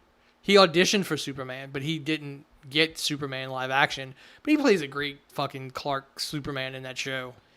The James Gunn posted that he's officially finished Superman and there's no reshoots. What I love is everybody was shitting on what we saw of Superman when they were shooting in public. Yeah. And everybody's like, oh, this movie's going to suck, yada, yada, yada. Like, we're seeing the entire fucking movie. And then, like, a month later, like, oh, no, we're done. So, like, you literally saw, like, 2 scenes being filmed in public. Like, the rest of the movie's already done. It was done on, like, sound stages and shit like that. And it's like, again, the internet, we gotta jump on shit and hate things because that's the only thing that gets, views. Yeah. Furiosa, we both watched. Furiosa was... I really liked Furiosa. I wasn't coming in, I was expecting more of a Mad Max thing, but this is more of a story-driven. Yeah. The only question I have from that movie, it's very good, brilliantly shot. Once they found out that that's Furiosa, that's the chick, the little girl, who was supposed to be Immortal Joe's bride, why didn't it's like, no, you're my bride, so I'm not going to... I don't think Joe, like, he doesn't learn like, I'm going to assume some kind of excuse was made that, like, she was dead. It has to be a fucking deleted scene or something that explains all this. Because I don't know, does she get called Furiosa when she's riding on the road with the dude that looks like Max? Yeah, I think so, yeah. Yeah, I don't know. Unless once she lost her arm, Morton didn't want her. It's the best thing is... All right, there's the best thing and the worst thing about this film. The best thing is fucking Chris Hemsworth's great with that accent and his dialogue and all that stuff. He was a great villain. Fucking amazing. He's the best part of the whole movie. The bad thing is the poor guy who played one of the sons, the big giant guy, had to literally come out after the movie was... Yeah, like, this is the fucking character. This is a character. I'm not a pedophile. I don't fucking rape little kids. Yeah. Because, again, the internet's a fucking horrible place. Yeah. The only thing I would say is bad, like, I found with it, is it does seem like there's a lot cut out. The whole war between Joe and Dementis is, like, non-existent. I want a whole movie of just Dementis. I'm sure there's more opening stuff with her mom and where she lived and all this stuff. I do like that Hemsworth's wife plays two separate characters in the movie. Yeah. But again, yeah, there just seems like a lot of stuff that's missing. And it kind of... I think because that stuff's missing, it also kind of throws off the timeline. But I think people think Road Warrior starts before the collapse, and it doesn't. No, it takes place after. Yeah, I think because the two of the more popular movies are like desolate and, you know, all up in the central part of Australia where there's like nothing, that people didn't get the fact that Road Warrior takes place after the collapse. Yeah. And a lot of these characters are in the PlayStation game. Or the Is it? Yeah. God, it's been so They long. make reference to Dementis in the game as far, like, because I went and looked up stuff, and there are references to Dementis in the game. Huh. The timeline of his car, Yeah. which is the actual backbone of all the fucking movies. If you actually, like, it's all about him getting his car back, because it's the only thing he has left from his, like, previous life. Which is kind of fucked up since, like, Fury Road, it gets destroyed and, yeah, like, unceremoniously.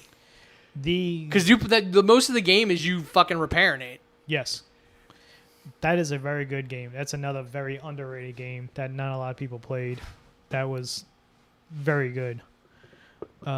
Especially like how to mod out your car. Yeah, like, different ways and stuff like that. And they kind of just proved the point. Like, the entire Mad Max series is about him and his fucking car.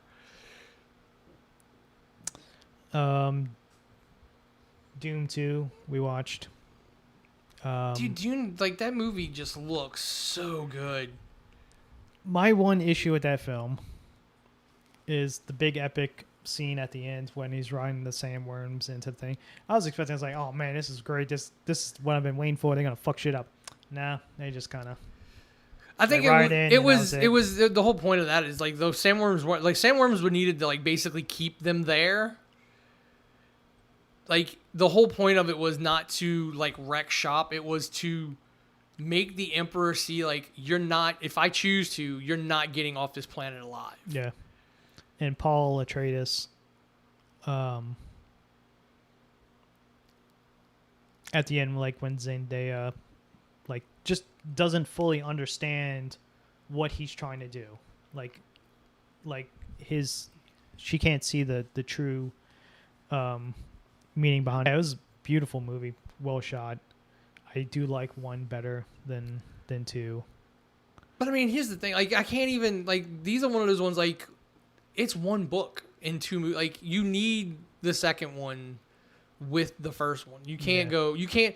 I can't judge them as separate movies. Like this is one fucking huge long ass movie. The TV show for HBO Max, I think, comes out this year, end of this year. Yeah, because that's the prequel. Yeah, The Prophecy, I think it was. Yeah, that goes back far enough to when they fucking, because the sisters or whatever it is pushed to that outcome through like over like 10,000 years. Yeah, it's their rise to power. Yeah. Of like, yeah. I mean, just wait until the internet realizes this all actually does connect to Earth. People are gonna be like all pissy, like why? Like because it's in the Earth is in the fucking books. How many books are there? There's a lot. Oh, Of books. shit ton. Yeah. And he's not in all like he's going like. I think that's why you never really got like anything past Dune, like the old Dune, because that covered everything. Whereas like this one is, I think the next one should be his kids. I don't think he's gonna be around. Like he wouldn't be around in it for long. Yeah. His kids, the son who turns into a fucking sandworm. It gets weird as fuck. His sister should have been in. Oh, the baby. Yeah, like that's. Go watch the original Dune. Yeah, for the like sister. She's still a fucking. I mean, not a massive actress, but she was in. What the fuck did I just watch it? Alicia Witt was in. Is she in Longlegs? Is she the mom? I think so. It sounds familiar. I think she's the mom in Longlegs, the eventual accomplice. Spoilers. Well, we said I'm pretty sure we gave it away last episode as well. I haven't seen it. Boy Kills World. If you want Bob's Burger murdering people. That was like. I kind of was hoping for a little bit like. His fighting being a little bit more like the Raid. It's the girl fights like she's like on the Raid level, and he is fighting like he's like the drunken master version of that. So watching that movie, it's a great movie just for the action scenes, not much for the plot. And I don't know. I think the plot, like, you just have to like it's suspension of disbelief. This is like some like nowhere fucking country.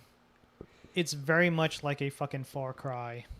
Yeah, video game. It's like you could throw Far Cry on this. Yeah, and it would work. Especially like 3 and 4. Yeah, like he's like the fucking lost son. Yeah. So, unfortunately, it was predictable. Like instantly, I knew, all right, that's the sister. Well, yeah, I got that was the sister. Like I wasn't expecting like her to be the mom. That kind of threw like him basically brainwashing the kid. Yeah, and yeah, like the whole sister thing. Because when they bring it up, like okay, yeah, like that's clearly gonna be the sister, but like the whole like he is actual fucking the royal fucking son. I love it how. Every time they try to tell him the plan, he has no idea. If he can't see their lips, he has no idea what's going on. Especially the scene when they're fighting at with the pirates. The pirate snow set. Yeah. The snow fucking the holiday fucking yeah because that dude's got the big fucking beard and he's like, yay plan. Dude, just the fact that the dude who does Bob's Burgers voice is his fucking inner monologue and didn't try to sound like. That's that dude's natural voice. He sounds like fucking Bob Belcher. And the simple fact that Bob Belcher is this dude's inner voice makes this movie all the better. Yes. Like, he didn't try and act like somebody else. This is like, no, this is literally just fucking Bob's Burger. Like, in a fucking violent action fucking movie. Did we talk about Bear? Season 3 last week? We talked about it a little bit. We didn't really go into it. Yeah, because we talked about. I thought it was on season 2. Yeah, and plus, And it's on season 3. How the Christmas episode or the Thanksgiving episode is like the most nominated episode ever for the Emmys for one episode. Yeah, that's the one with Bob Odenkirk and Yeah, all them and fucking just such a all great. fucking hell breaks loose. Like, if you want to show, like, that episode is You know what episode from this season will get that? the Tina episode. When she's with John Bernthal and Yeah. that'll be the episode that gets it for this season. So Sydney directed that. The actress that played Sydney, she directed that episode.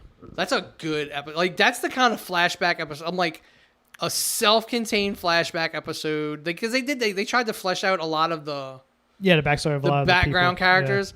Yeah. I love that fucking John Cena is a member of like this oddball ass family.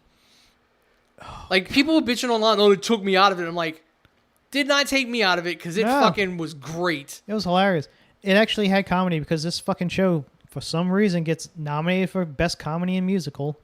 It's because the Emmys categories are a joke. Yeah, because if you tried to break it up into actual genres, you wouldn't have enough. we can't have it go up against Succession. We can't have it go up against God, what's the other big winner for dramas? God, what was it? I can't think of it. Luckily, Ted Lasso ain't around, because Ted Lasso Was getting all that's what I'm getting- saying. Like, was sweeping. the problem is like, again, it's one of those, like, there's only 2 fucking categories in the Emmys. So my guess is this year the Bear's going to win all the comedy shit, because I was looking at the thing, is like there's nothing, and Shogun is going to sweep everything in the drama, because there's nothing strong enough. Yeah, because I to mean, go up did against the it. House of Dragons get nominated for anything? It got a couple. Yeah. Nothing major. The only thing I think what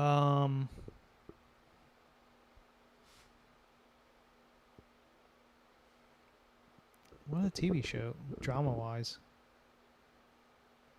There was something else that might win a couple categories against Shogun, but I think Shogun. Yeah, I haven't that thing was a monster. I haven't looked at any of the nominations. I'm just like, but yeah, that fucking Tina episode is gonna win. Is gonna fucking clean up. Because again, that was such a great fucking episode.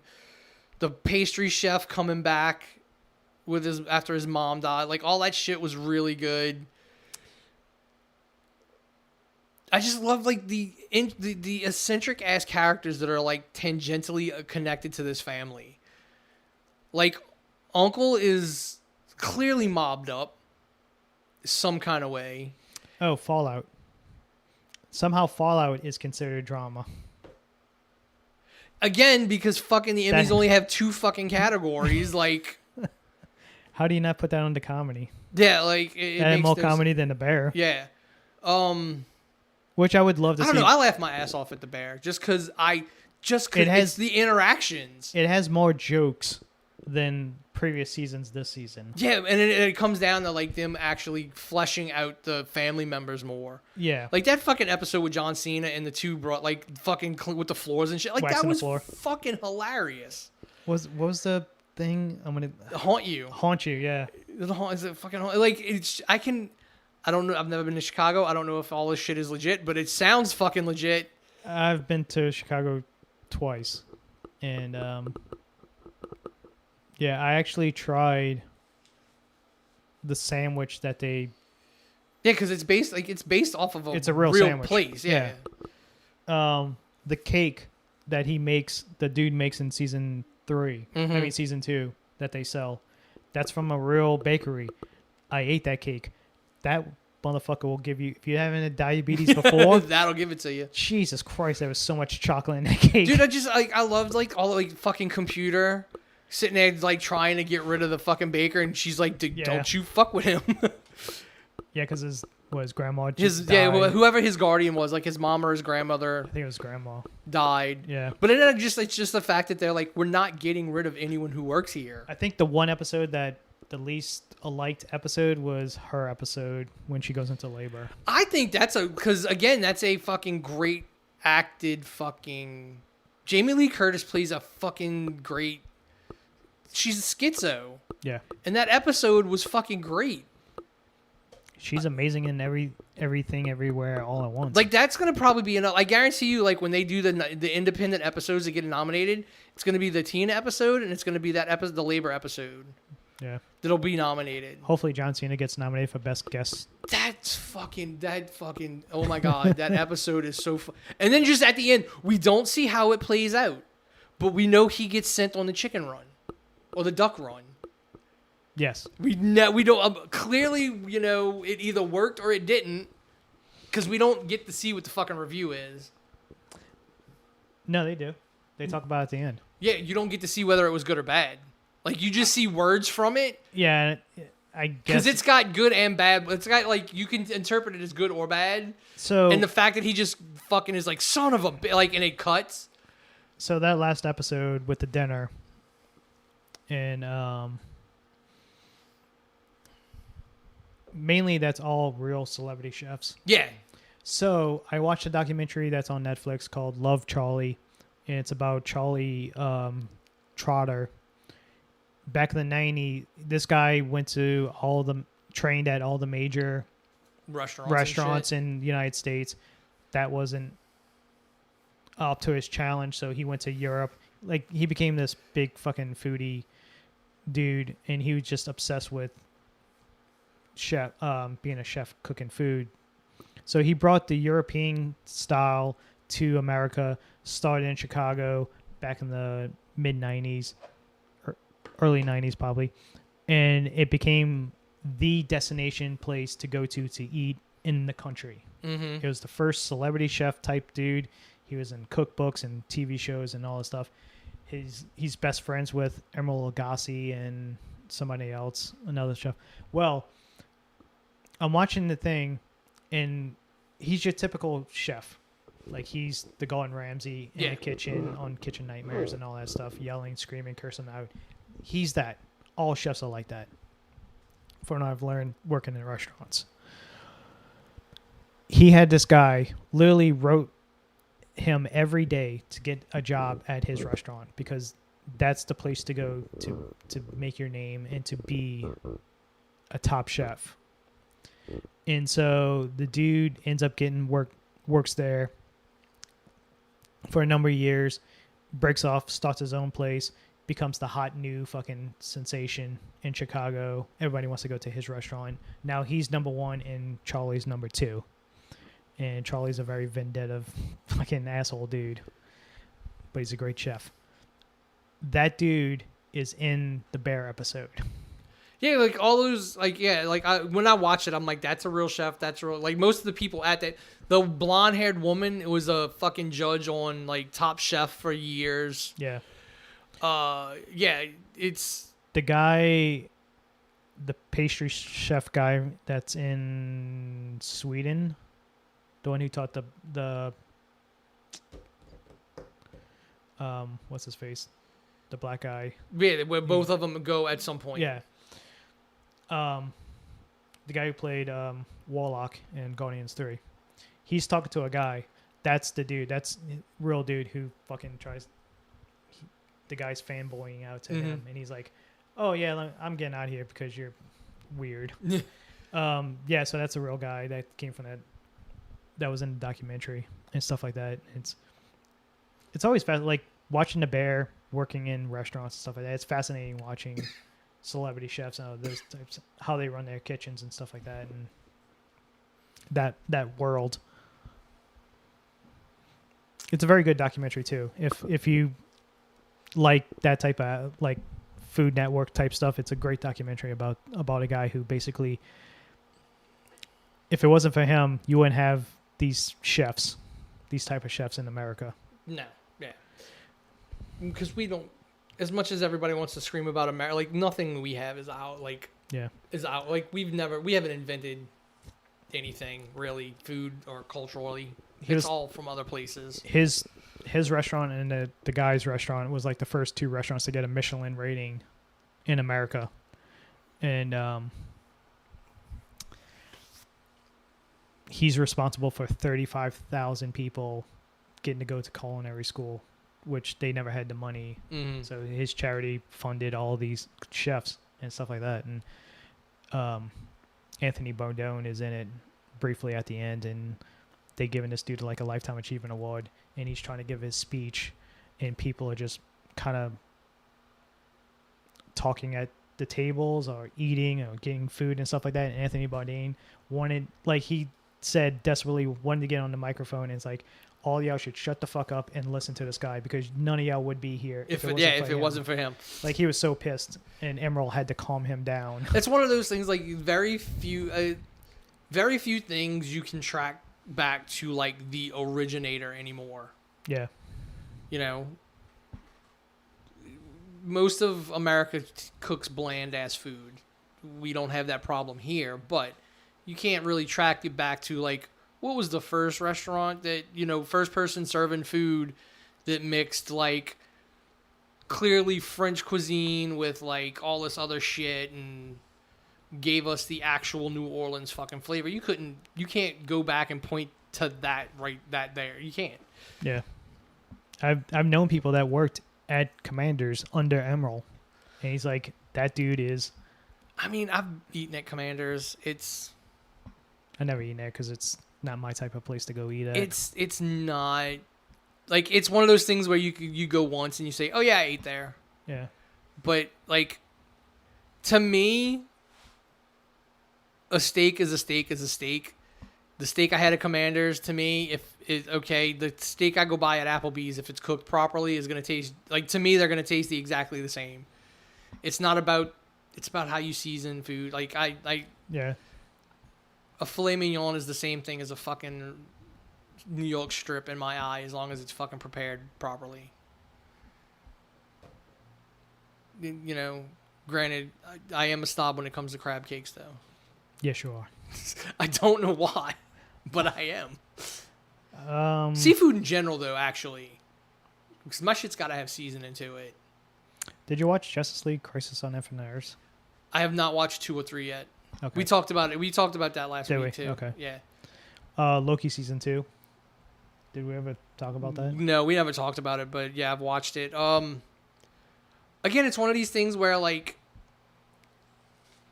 Jonathan Majors threw a major fucking monkey wrench into the MCU when he fucking got handsy with his girlfriend. Supposedly, the rumor is because of Ant-Man and...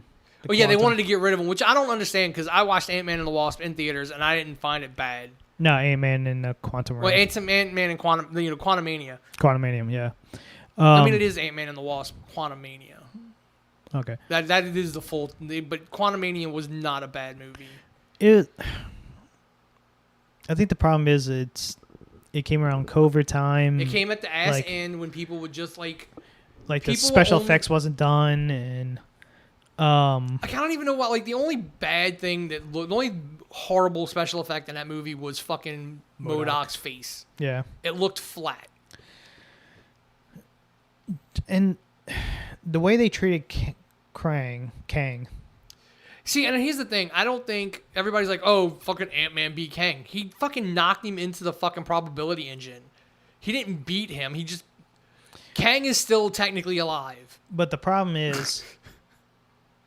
this is supposed to be your big bad. This is your next Thanos. But we've already established in Loki, there's more than one.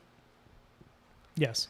The only difference with this version, Quantumania Kang and He Who Remains, is very early in life.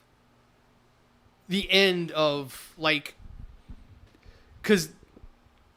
The Kang in Quantumania is the 616 Kang. So is He Who Remains. That's the beginning and the end. Because they both are like, no, I'm pruning everything to do the little sacred timeline. Kang's not a fucking huge badass in the very beginning. He didn't really... Okay, yeah, he's fought in other heroes and shit, but his problem was he underestimated Ant-Man. And he lost because of it. We don't get to see him come back and show up in something else and be like, you know, yeah, I learned my lesson I'm not gonna take you because again, this is that Kang going through the 616 Avengers for the first time. He's been to other Earths and dealt with them, but he's not dealt with the main line. I'm guessing that's going to be what Kang Dynasty was supposed to be. Yes, Kang Kang Dynasty Dynasty. into Secret Wars. Yeah. Whereas now you're gonna get fucking Doom, and then again, like the fucking theories on Doom. Like I saw one where it's like, oh, fucking Thunderbolts is about Val fucking working for Doom. I'm like, do you motherfuckers not listen? Like they literally said that is a alternate reality. That is not the 616. Oh, Thunderbolts is about fucking... No. Like fucking Doom and Doomsday. Like that is the Fantastic Four in alternate New York's version of Doctor Doom.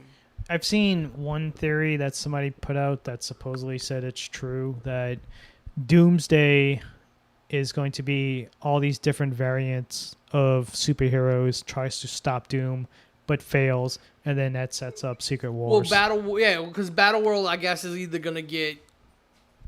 So, I did see something else where there are movies that take place in that year between Doomsday and Secret Wars, and those movies are going to take place on Battle World. Yeah.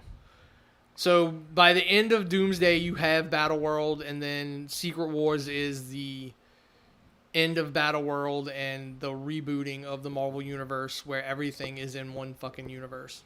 I'm still wondering how the fuck are you going to pull off Sentry in Thunderbolts? I don't think he's going to... Like, I've never... Like, the simple fact that I have never seen him do anything really on a super... Like, he's Superman level, but you've never really... The problem is he's Superman level, but he has this dark...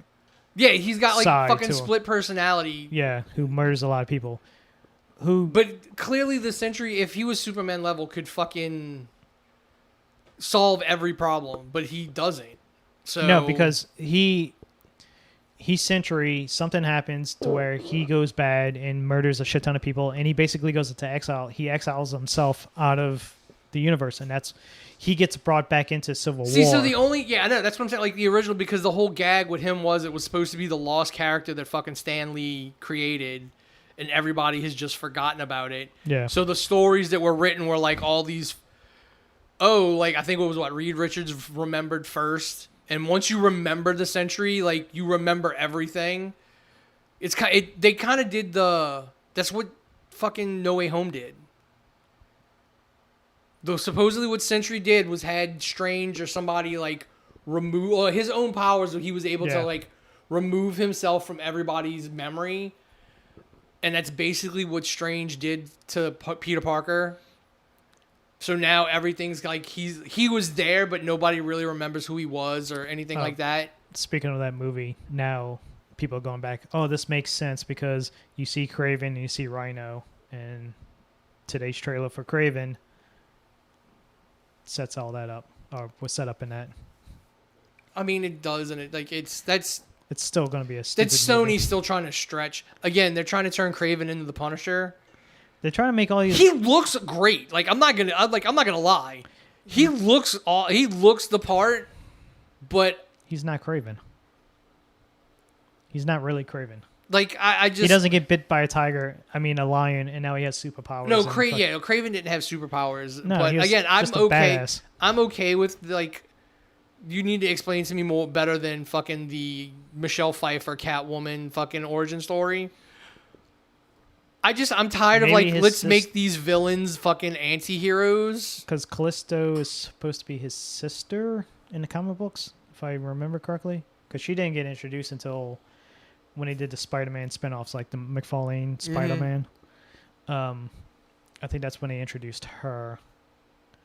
And I want to say that she was supposed to be his sister. I mean, and again, it's like Kraven's only had one really good story in the comics. Yeah. So basically what you're doing is you're trying to set him up for the end of No, there's no way you're going to do fucking Kraven's Last Hunt. Like, he's not a stat. Like, yeah, no, what you need to do is you need to just... Again, like, I'm good with...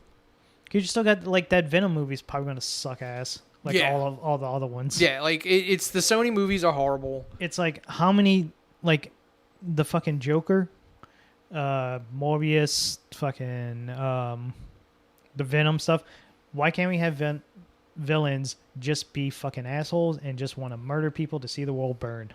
Well, I mean, Why we have to have this? I think tragic somebody said the backstory? reason why like Venom got really popular, and then the fucking writers were like, we can't just have a fucking murderer be the fucking lead.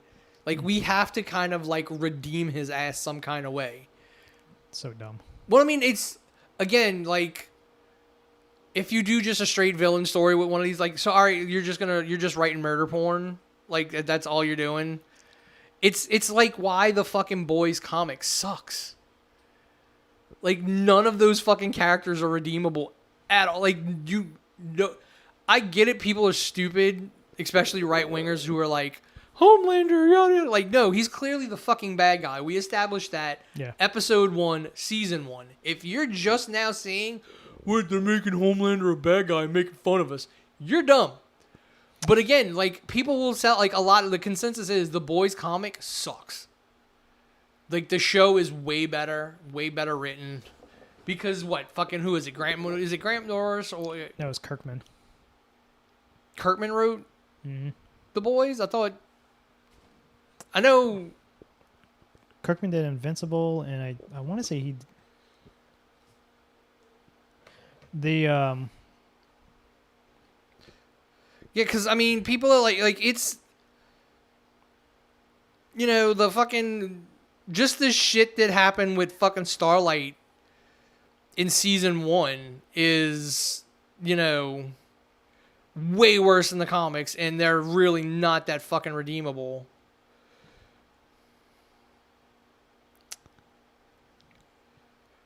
Oh,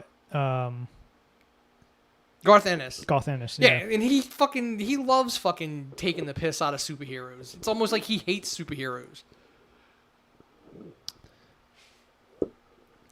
In the last bit of news that I've, unfortunately, is very sad news. Spider-Man Into the Spider-Verse. You probably still got another 2 or 3 years before that movie gets put out. No way. That's reports are coming out today saying it's got another 2 or 3 years. Nah. Because they stopped production because they had the animators started complaining. It's like, oh, they treating us like slaves and making us work all these long hours and blah, blah, blah. And they had to fix that. And plus is the animators still on strike and the voice actors are still on strike? No, the voice actors went on strike. But that's only been for video games. Well, they reports out today saying it's another 2 or 3 years before the next one comes out. If that's true, that's stupid. Like, somebody needs to be fired for that, because it should not take that long to make a movie. It was supposed to be really, literally back to back in the same year. Within like months. a yeah. Well, I mean, that changed because they said the third one hadn't even been started when the second one came out. Which is dumb if you know you're gonna fucking end it. Like, that story you should have known you had a third one planned. Yeah. It's so good too. Like the brother, they did such a great job. I think they're counting their blessings. They got fired off of the fucking Han Solo movie and they went to make this. I mean, I just think I think again the whole what happened with Solo is Disney saw it and they were predicting what you're getting with all the rest of the Star Wars shit now. Oh, you know, like fucking, you know, Brando and fucking Godfather. Look what they did to my boy. You know, like, would they turn my fucking Han Solo movie into a fucking comedy? Yeah. Like, so the internet would have been bitching about that. And the reason it made no money was because it fucking cost so much because they had to reshoot like 3/4 of the fucking movie. You don't even pay off the after credit scene. I mean, you can still do, like, it's one of those, you can still pay that off because you can still, it's got Maul in it, so people are going to watch it. Yeah. But if anything, no, because Mandalorian and Grogu is going to be after the Empire falls, so... Yeah, that's after 6. So, yeah, you would have to have something set before... Yeah, because, Yeah, no Ahsoka. You would need to have, if you were to do something with Maul, it has to happen before Rebels would have started. Because he's lost the Crimson Suns before he shows up in Rebels.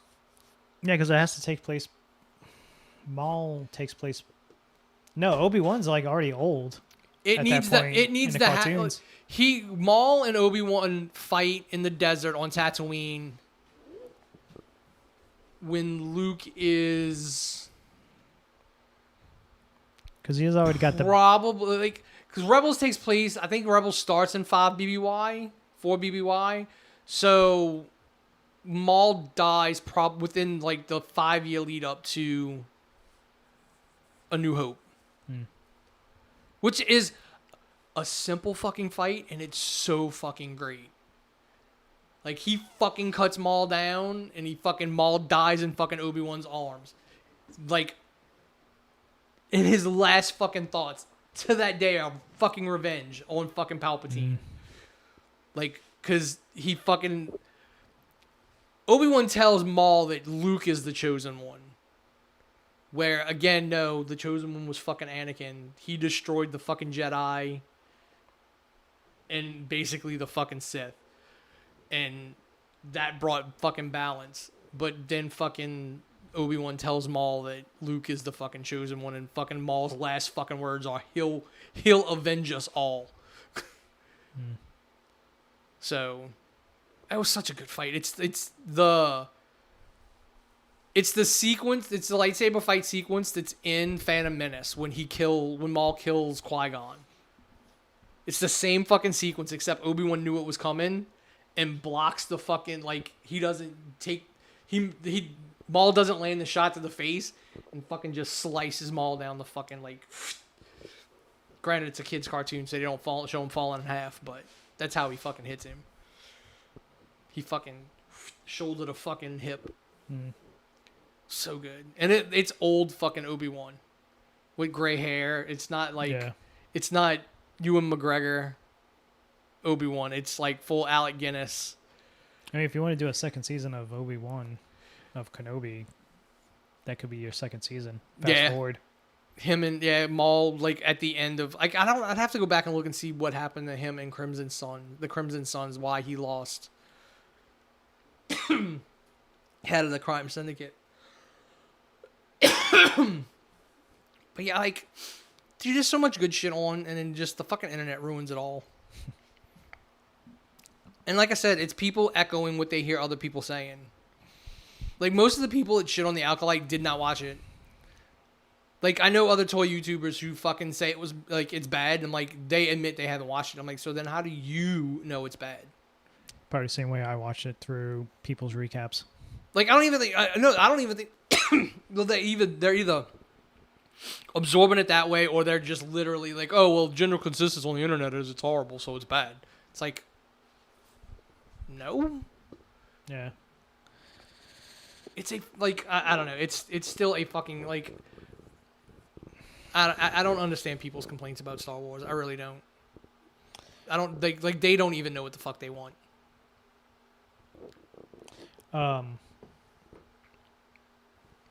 Yeah, wait until we get to the wrestling shit if we ever do a wrestling thing. State of wrestling at these days. I actually fucking watched Raw. And that's actually been the good product. Like, I haven't touched AEW. I'm just done. Yeah, it's slowly getting an upswing back up. Like, I don't it's even starting. There's still no story. It's all fucking like the same shit. It's going back to having great matches. You can't. Like, it doesn't matter if you have a great match if there's no fucking story. Like, you need other shit to keep people engaged. The hour-long match of MJF and Ospreay was great. I mean, it might have been great. I wouldn't have fucking sat through it. Like, I don't need to see MJF and Will Ospreay wrestle for an hour. Like, you gave that shit away on a, like, that's a, like, again, it's like, like, that's a fucking pay-per-view, like, here are your two big names. All right, let's just fucking throw them together on fucking on a Wednesday and... TV negotiations. That's all that was. And they couldn't even get back up to... 8. Like, no, they did 7. like... No, they did 8 something. They did 8 something for that hour, and then the fucking thing dropped off. Like, They're not getting, dude, as much as I do Tony s- wants to fucking say, he's not getting as good a deal as he had. He's not. Because Warner Brothers Discovery is fucking like... Well, now they got a shit ton of money because they lost NBA. No, they're not going to give it to Tony. They need something. They're about to undo their merger. That's how much money they're actually losing. So the best thing AEW has going right now is Tony Storm and Mariah May. Fuck, I can't stand Tony Storm either. Like, Jesus that Christ. is just fucking... That is the dumbest gimmick ever. It is. Use black and white on me. I'm gonna act like fucking... What the fuck was that actress? To the point where she came out, what, like a week ago with her fucking eyebrows all like fucking pale makeup. I'm like, Because you're this not. is dumb. Them two is probably the best thing going on AEW. Like if you watch it week to week and the story and stuff. It's Like because it's the only story. It's the only continuous story. technically, yes. And then it's just the fucking. It's just the Shane McMahon thing, which obviously that was fucking leaked by Tony. There's no way a secret meeting like that, somebody takes a picture and gets out without Yeah. getting confiscated or making them erase the fucking picture. That obvious. He made that fucking picture go out just to test the waters to see how it is. Like, what do y'all think about this? I mean, the only shock value to that is a McMahon showing up in a different wrestling promotion. But that would have been a big deal if the McMahon still owned WWE. It's also They don't own the WWE anymore. They have legitimately no say anymore. Like, Triple H has a boss. Nick Khan can tell fucking Triple H, no, you're gone. And that's it. There is literally no connection. Technically, The Rock can go tell him. Yeah, The Rock can now tell fucking Triple H, oh, you thought you were hot shit. You married the boss's daughter. I'm now on the fucking board of directors. You want to talk Bye. about? You want to talk about Marlon Brando, Godfather? Watching fucking Gunther, Walter. The way he's winning, like this isn't my fucking Walter. You're not barely fucking winning these. You're like when he won the championship over Priest. Yeah, he had to, they had to He nerf had to him. fucking They come had to nerf him. Like so he bad. got nerfed so bad because it wasn't like again, it's one of those, we haven't created any stars, so we have no one who is legitimately believable to beat this guy. Literally go back and watch any of his indie stuff. Oh yeah, Watch his fucking. although it was even worse back then because he was this big, massive, like huge dude. Yeah. Now he's like all skinny and cut and shit, and it's like, all right, so the believability of somebody giving you a fight Yeah. is a little bit more believable. But again, it comes down to like you're less imposing, so we're gonna cut back the you can out wrestle everybody in this fucking ring, but we need you to cut back. We need to make it a little bit more believable that somebody can beat you. Go back and watch on NXT Europe or UK, whatever they called it. Walter versus Tyler Bate, Walter versus Pete Dunne, Walter versus Dragunov. They're two fucking bouts. Fucking amazing matches. I give the Tyler Bate one is the better of all of them, but him him losing to fucking Sammy at WrestleMania to drop the IC title to him. I mean but here's the point. Like, here is the ultimate problem with wrestling. Someone like that has to lose to somebody To get because to the next level. otherwise he would have all the belts. He should have all the belts because he's that much of a Yeah, badass. and nobody's had the balls to do that since Ultimo Dragon.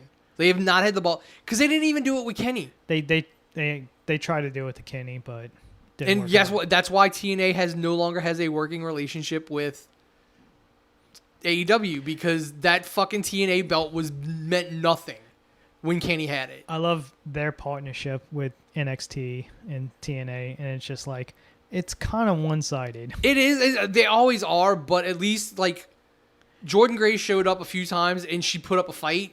Yeah. She wasn't fucking squashed. But you don't see any big name people coming to TNA pay-per-views like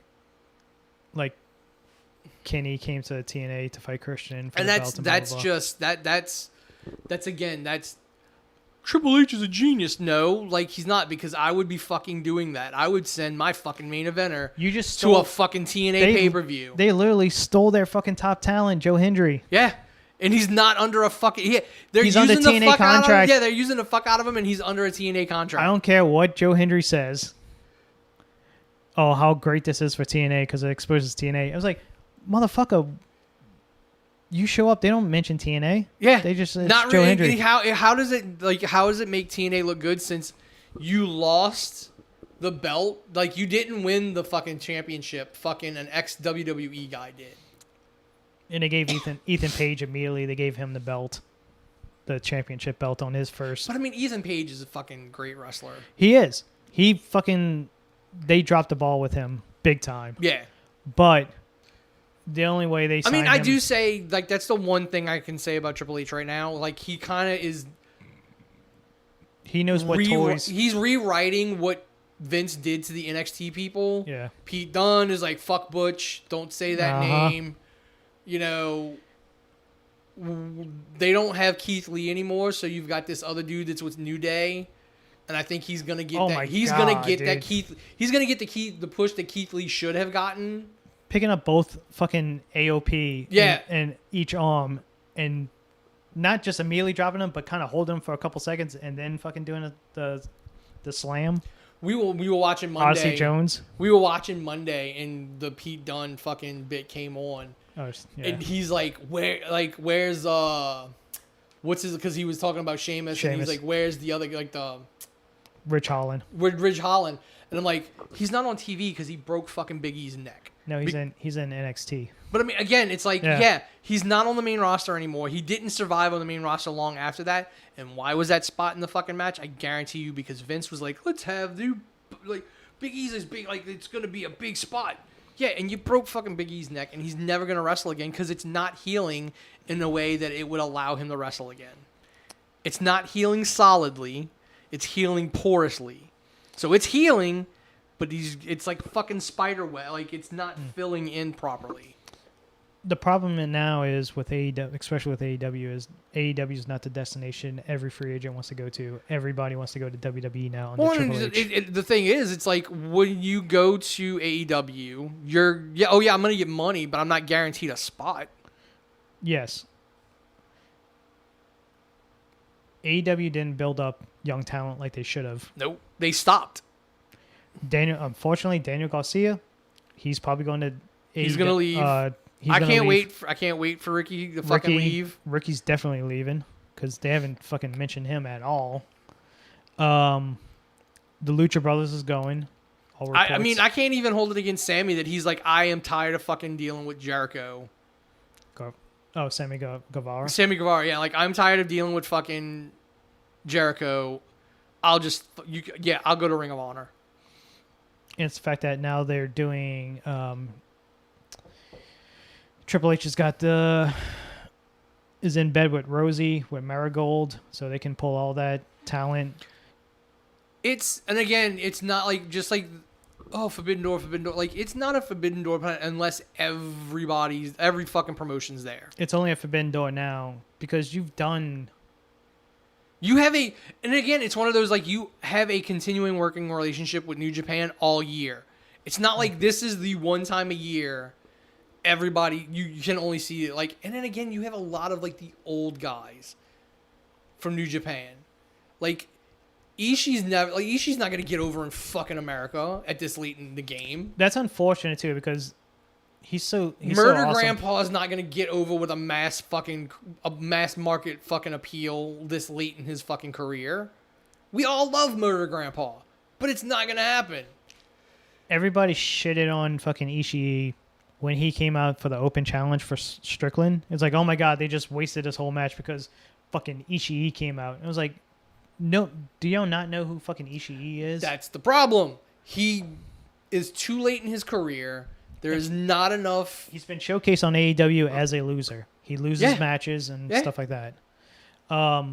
He's at this point, he is literally the old guy putting over everybody else.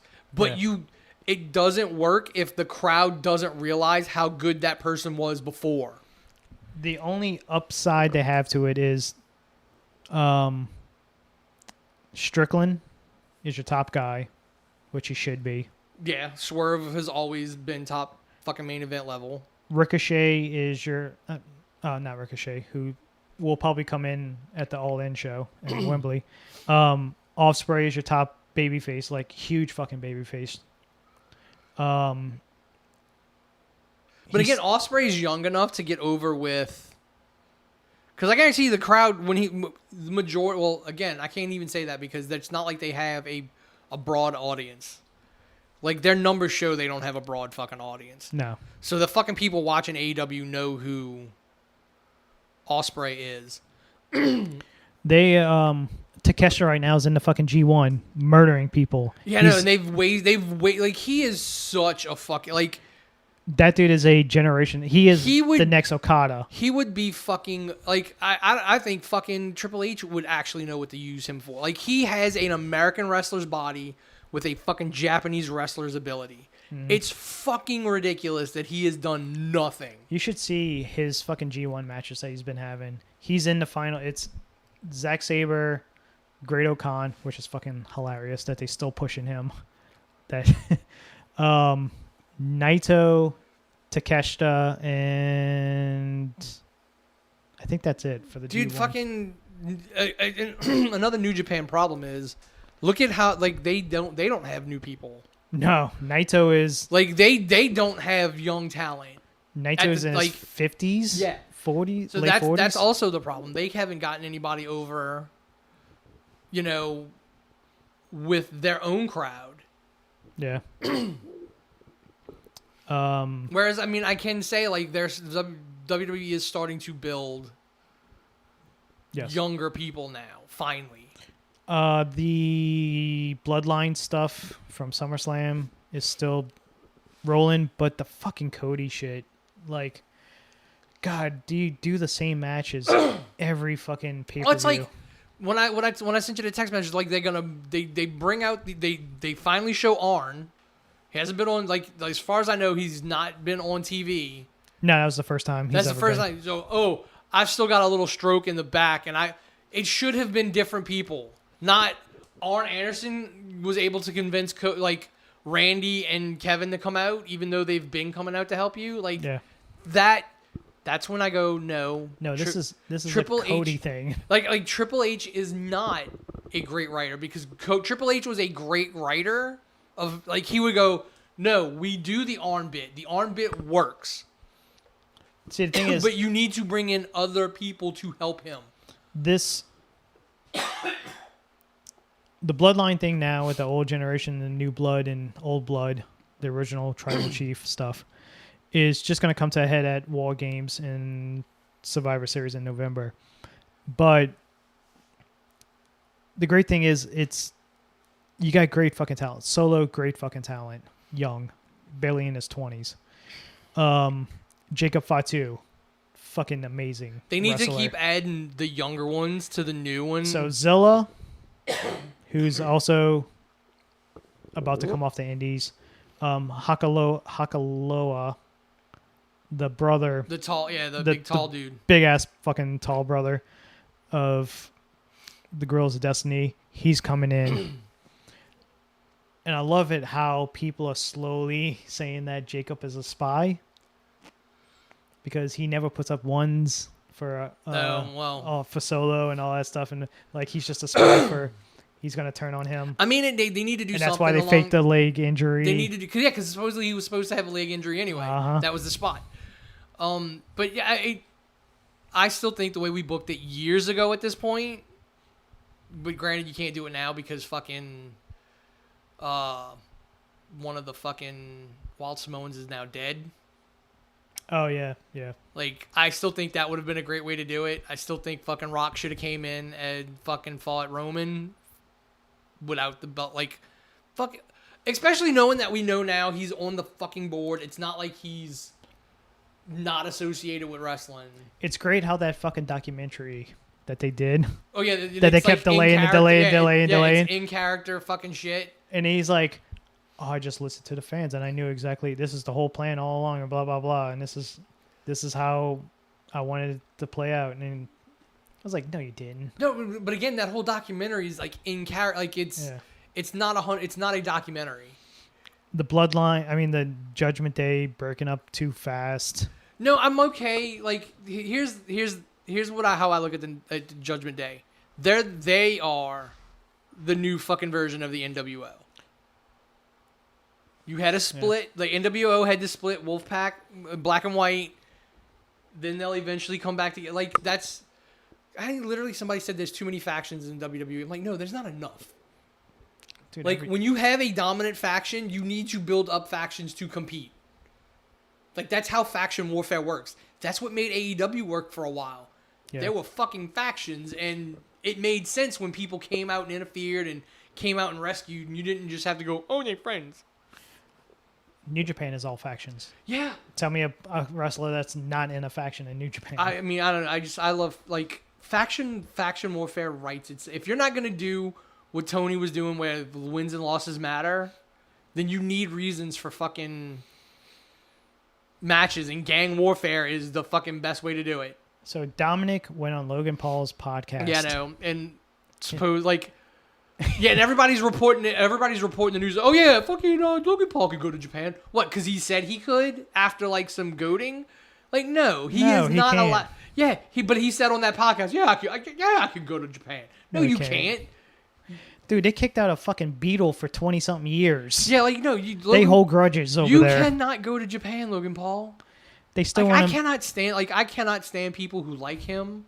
I cannot stand the fact that he is a fucking millionaire. I'm still fucking, the channel has still not regained its monetization since 2017 when he pulled that shit twice. CoffeeZilla, expose, the lawsuit. Yeah, like...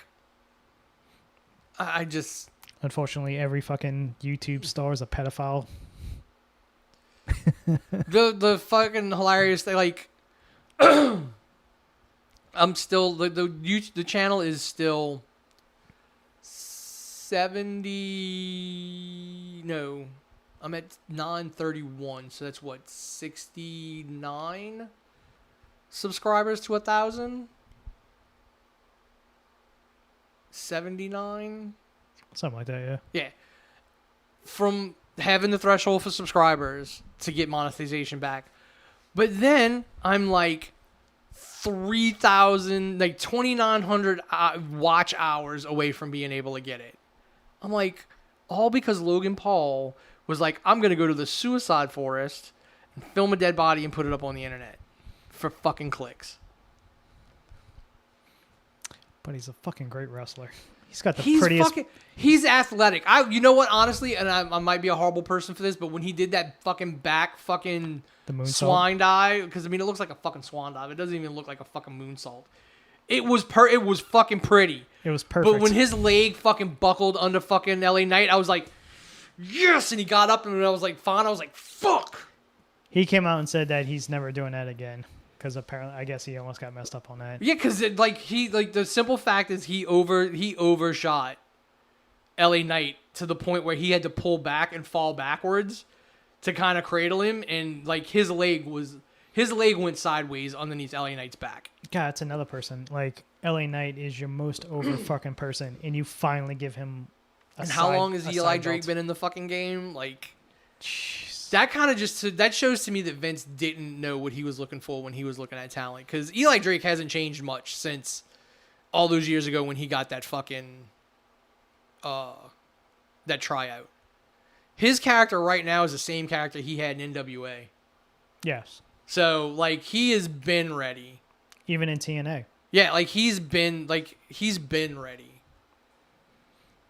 And now he's feuding with Escobar, I think. Is it? Who's a fucking amazing wrestler, too. Like, him and Andrade had a fucking perfect match. And Andrade, who's the speed champion. Yeah, you got such great... I think they're throwing shit at the wall to see what's going to stick when they switch over shit to different channels. which I thought was like January, but it's all fucking September. No, Raw January 1st. No, Raw's going to Netflix before the beginning of the year. No, it's supposed to be January. I'm pretty sure it's changed. No, unless they changed it. SmackDown's in October. NXT's like in a couple weeks. Yep, that's going like to September, CW. October. But you look at WWE's lineup and how they push in their younger talent. It's like they got so much talent, even in NXT. Like the talent they got down there. That Well, this says I could have swore they said something different on Raw Monday. Yeah. People are saying that it's either going to be. There's a good chance Shawn might win Booker of the Year for NXT. I seriously doubt it over Triple H, what he's been doing. But I don't know. I haven't watched that NXT in a while. Like they got great fucking young, very athletic young talent there, who's never wrestled before. Yeah, This is all that's what I like. I don't know if I'm a fan of this like NIL shit where they'll go fucking, because like some fucking runner or whatever is fucking signed to an NIL deal. It was in the Olympics that won a fucking gold or some shit, and that's gonna be her whole fucking gimmick when they do bring her in. They spent all that money and time on that wrestler Stevenson, and Gabe he Stevenson. was shit. Yeah, they got rid of him. And his brother. So, And from what I understand, his brother is the one who's still wanting to fucking go on the indies and wrestle. Stevenson ain't fucking going to fucking wrestle on the indies to try and get back. So they basically stole Stephanie Vacor, I think is the name, from Mexico. Yes.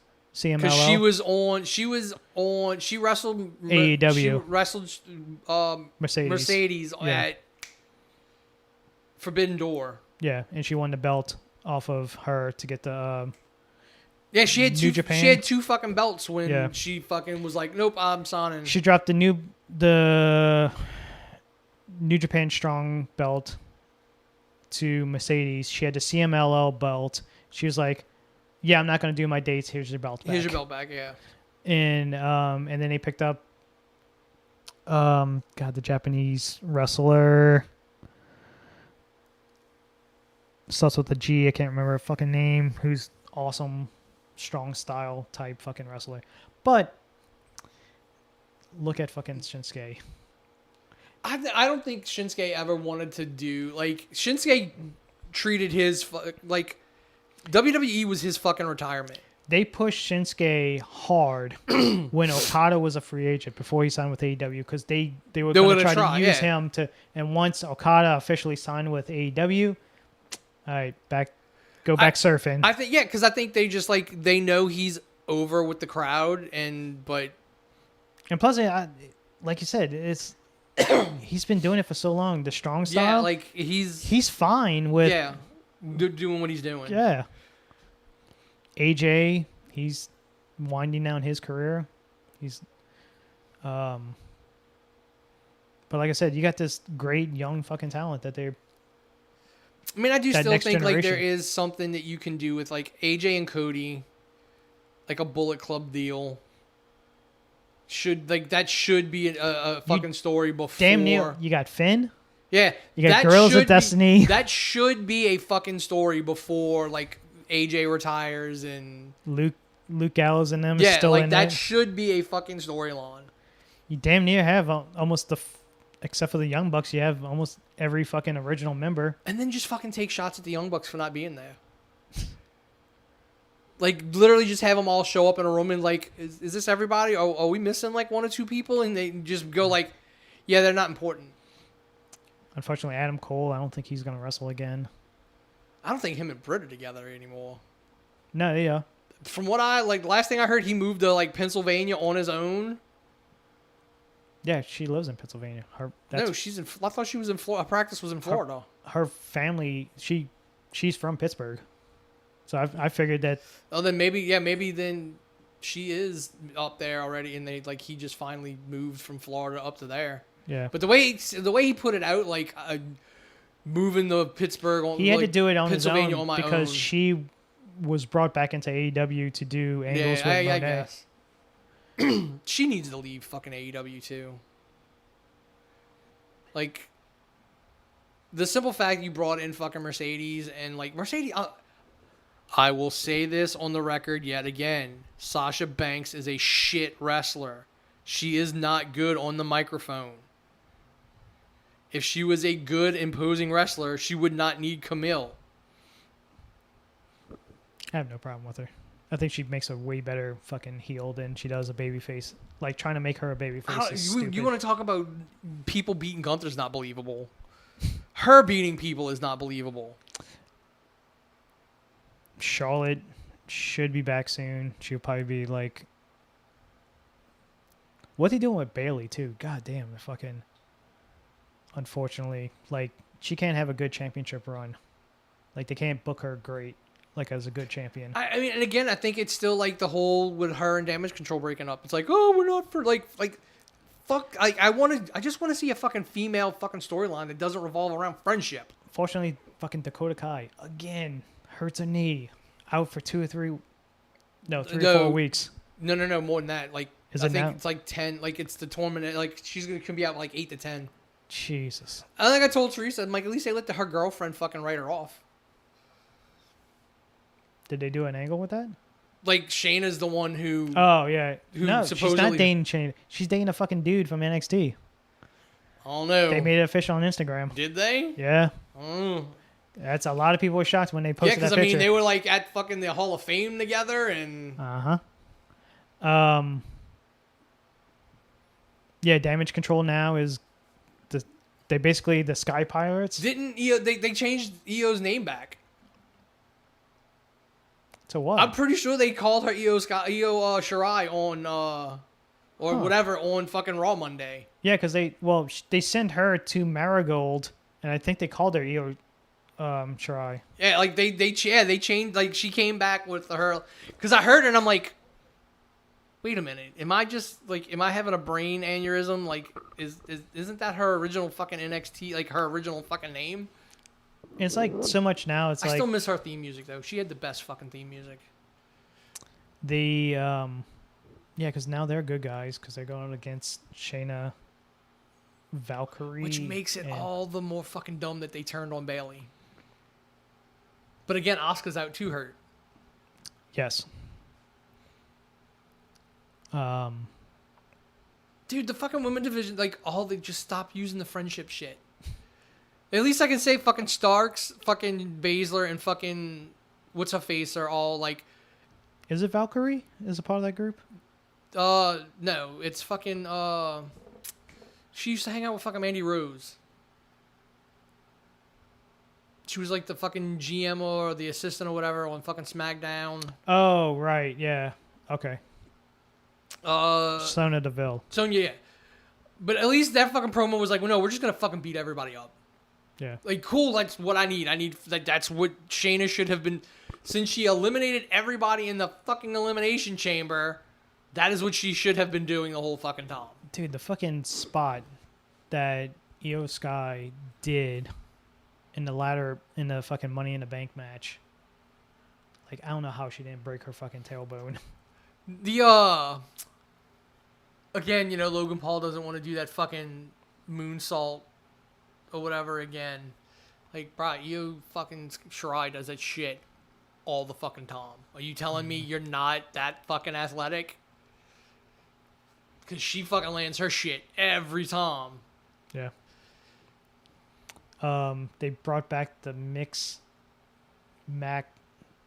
tag matches. You remember how like they just started randomly throwing people together, women, and they were doing like after Raw and online only. Well, they did one with fucking Braun and Kairi Sane, and she did the insane elbow off of fucking Braun Strowman. Dude, it's the same spot they did with Lexi. Yeah, they should, like, that's the kind of shit they should do. Like, that's the fucking social media shit that they should be doing. Like, just like the Speed Championship's like a fucking, Twitter only 5-minute match. Yeah, like, that works. That's the kind of shit you should be doing. What they're doing with New Day kind of fucking sucks. I see they're going to try and push the whole, like, oh, Kofi's trying to replace Big E and fucking Xavier.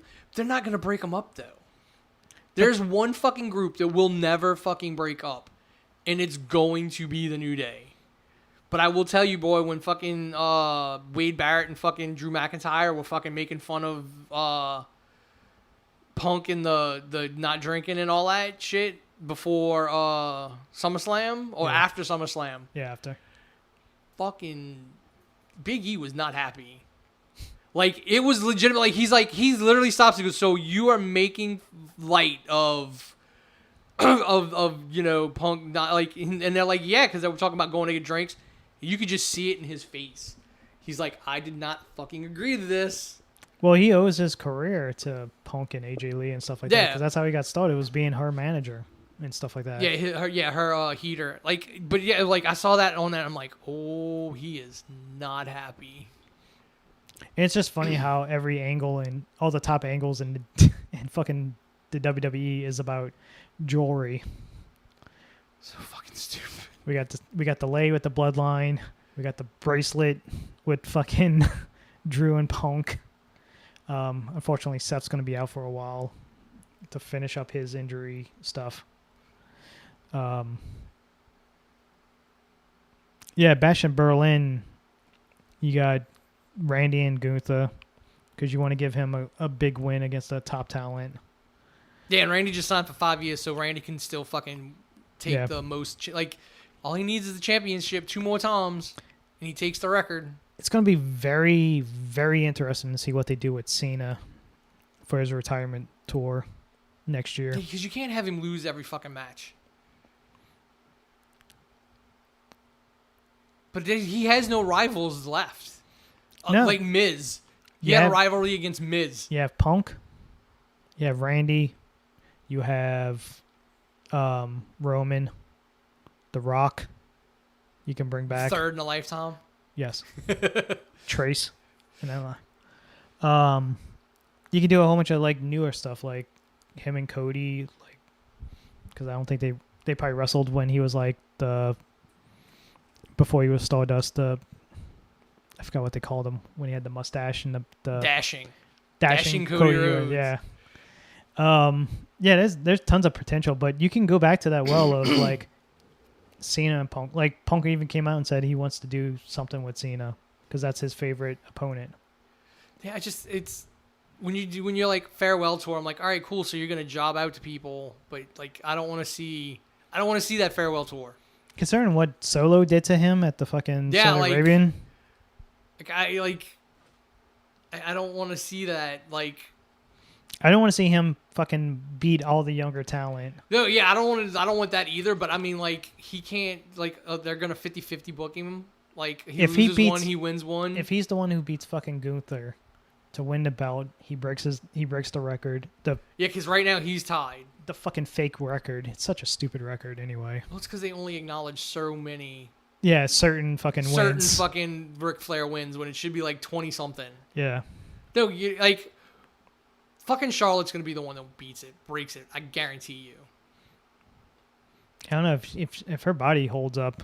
We'll see. Cause she's she's in the teens already. No, I don't think so. Really? I thought she was. There was I think she's gonna be back, but she's gonna be back for Survivor Series. I think. She's gonna be the one to beat. I guess to help Bailey against Nia Jackson, Tiffany, and all that. So you might have the Sky Pirates team up with Bailey because now they're good guys. Yeah, like that's what I'm saying. Like it wouldn't make sense. Like No, it doesn't make any sense. The It's women's stupid. division is so fucking like out of it in fucking WWE.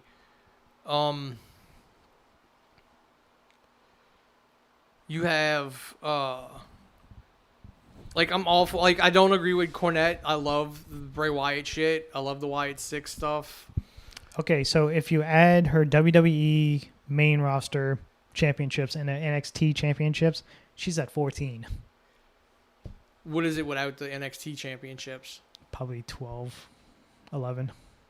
Yeah, no, she's not. She's not going to be the one to break it. If they count them and they say those count, she could, because then she would need I mean, 3. technically, it's the NWA titles. He won the Yeah, that's what I'm saying. They don't count them all. WWE titles. Don't they count those? I don't think they count. They count the WCW and the WWE. I don't think they count the NWA titles. That's why it should be in the 20s. How many times he lost it one night and then get it back the next Yeah. night? And Yeah, like they don't count all of them. But yeah, I like the Wyatt Six. My nephew went and got a fucking Firefly tattoo. really? And like right on his fucking forearm. His first tattoo at 18 years old. But yeah, I don't agree with Cornette. I like it. Like I can, dude. We suspended our disbelief for how long with the Undertaker, and he like makes excuses for the Undertaker shit, like that supernatural shit being okay.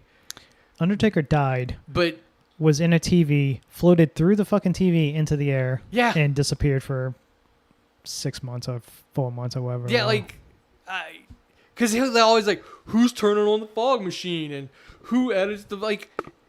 It's fucking professional wrestling, Jim. Like, it's clearly people like it. It fucking clearly makes a shit ton of money.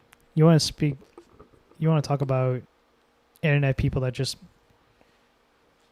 love to hate on shit just because I mean, he does. He hates on a lot of shit. I do agree with a lot of what he says. him, Bischoff, and sometimes Nash loves to shit on stuff. I will listen to Cornette over Bischoff because Bischoff didn't do anything but use a checkbook to win. Cornette's been at least in the business. Plus, that whole Who Killed WCW TV special that they did was such stupid shit. Like, we already know all this shit. Yeah. That's literally, this is an official thing, so, you Yeah. know. It's very interesting them having that camcorder of like the last day of Nitro showing the behind the scenes stuff that's never been seen before. That's very interesting, but it's like, dude, we already know this. Like, they've been at least fucking 1,000 books written on this. And yeah, like, we might get the money amounts wrong, like what they were getting paid, but, you know, it was a bunch of old fucking dudes holding on to their spots that fucking killed WCW. Russo fucking put the final nail in the fucking coffin. Yeah. Well, no, he put the second to last nail. The merger. The killed merger, it. like AOL Time Warner going, we don't want wrestling, and Yeah. we're not going to give you a channel. That's the biggest thing. To kill Killed it. Because otherwise, it'd have still kept they'd have had to cut a shit ton of talent to like save money, but WCW would still be around if it wasn't for that merger. And right now, proves that because who still has a wrestling show on their channel now? Time fucking Warner. It was the AOL merger that fucking killed it. The most interesting thing to come out of that was Vince originally was going to keep Nitro going. Which he should, like, he treated that whole thing wrong. Like, I'm sorry, that whole situation proved that he wasn't a wrestling genius. He could have competed with himself and made twice the money. So what happened is it was a lose-lose situation for WCW anyway. They took Booker T and fucking Buff Bagwell of all people, put him on Raw. And then it made him look like they made the WCW talent look like shit. Yeah, they never got any reaction from the crowd, and instantly Vince was like, "Nope, not doing fucking Nitro anymore." Yeah, it could have fucking worked. He could have competed against himself. Like, you could have had the Monday Night Wars, and both sides you win both ways. It doesn't matter which show gets the most fucking views. You win. You're either getting them over here or you're getting them over here, and you're selling merchandise on both. He didn't, though. In all honesty, the reason he didn't do it, he didn't want to get, like, he would have had to have stepped back control on one of them, and he wasn't going to do it. Linda came out, did an interview today because of the whole presidency stuff going on, and they asked her about Vince, and she's like, "Oh, Vince is in pretty bad health right now because of the trial and the stress and blah blah blah." And it's like, of course, like, look at Cosby, look at fucking Weinstein having a time of their lives, looking fucking great. The second that trial, oh, I'm in a walker or a fucking wheelchair, try to get the sympathy. Mm-hmm. So here's the problem, though. Vince is too well documented to being an asshole. Like, nothing that you heard about him doing to this girl is surprising. No. Like, There's way worse stories probably. Yeah. Everybody wants to jump on fucking Ric Flair's, shit for like flashing his dick at a fucking flight attendant. I can guarantee you. He did that on a nightly basis in bars all over this all over this world. Yeah, like Vince taking a shit on some woman's head, way worse. Consensual or not. They I don't know if that Netflix thing's going to go through. That I think Bradley Cooper wanted to do a. Yeah, I don't know what's going to happen with that now because it would have to. Supposedly going to do the Hogan thing with somebody else other than Helmsworth. That's going to fucking... I think that's going to change. I know fucking Ben Affleck and Matt Damon are doing something about Hogan and Gawker. Yes. And Hogan's threatening to sue. And it's like, cool, we'll change some names. And he won't be a professional wrestler. He'll be something else. And you can't do shit. WWE slowly trying to bring back testing the waters with Hogan again. I don't like, dude. They doing that Fantastic Fest after that fucking RNC fucking show, and then like the next week he's fucking got a picture with him and some dude with fucking SS fucking bolts on his fucking shoulder. Like fuck that. Like I don't. Him going on Rogan and just flat out lying about every fucking thing he's ever done. Oh yeah. Do you know why I don't think Hogan will be back? Because they brought Jesse Ventura's back in the good graces of the company. And who do you get more out of? You can put Ventura back on fucking commentary for shit. Like, Hogan ain't gonna do nothing but one spotlight. I think you can get more out of Jesse Ventura at this point as a company. There are a shit ton of fucking action figures of his that you can make. He can come back and do fucking commentary on fucking documentaries and shit. Like, Hogan wants a shit ton of money in the spotlight. And if Ventura's there, fucking Hogan's not going to be there. One of them's going to go.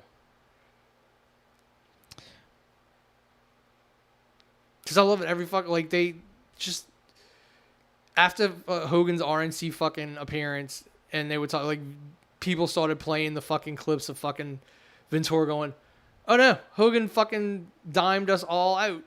Like, he's the one that fucking went and running to Vince and, threw me under the bus and, like, dimed me out for fucking wanting to unionize. And he's like, because Hogan was protecting the spot. Hogan made more money for WrestleMania 3 than the entire fucking roster put together. Somebody posted the payout for some show in Dallas that NWA did, and it was showing, like, all the talent and how much they got paid. And Harley Race was at the top. He got paid fucking $3,500 or something like that for that one appearance, that one wrestling match. And then, like, you gotta figure that's like the 60s and 70s. That's like, I think it was the 70s. That's like the 70s, and that motherfucker's pulling $3,500 a fucking appearance. It's either late 70s or early 80s. I think it was late 70s. Then that, that. One of the Von Erichs only got $250. I think Kerry at that point it's probably like post accident. No, the accident was in like mid 80s.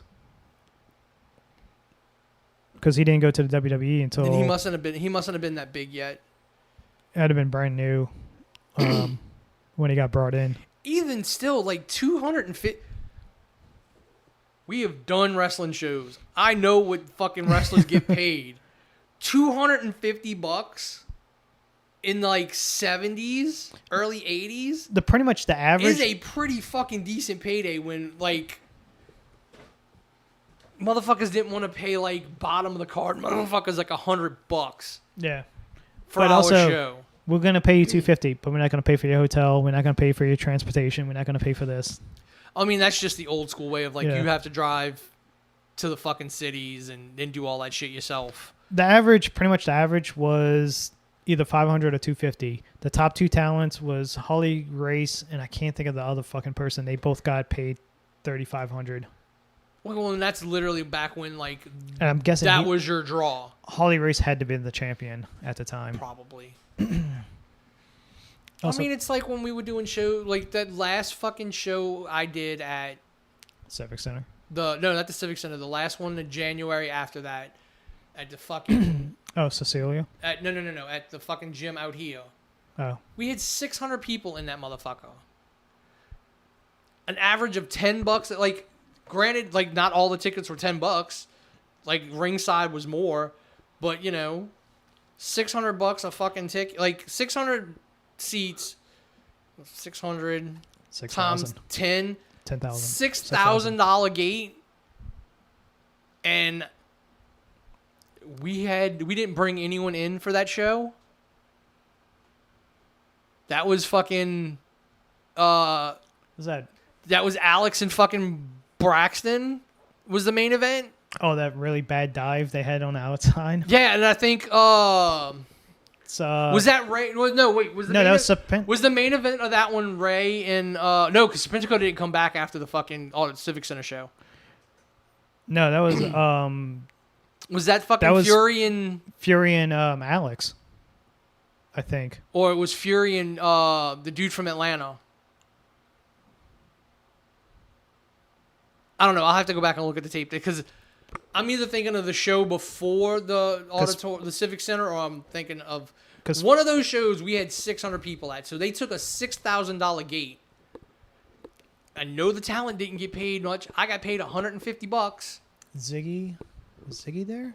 No, Zicky was at the auditorium show. Okay. We did like at the auditorium show. We did. Granted, we couldn't charge fucking a gate, but we did like 600 to 1,000 people at that show. And I know we didn't fucking pay.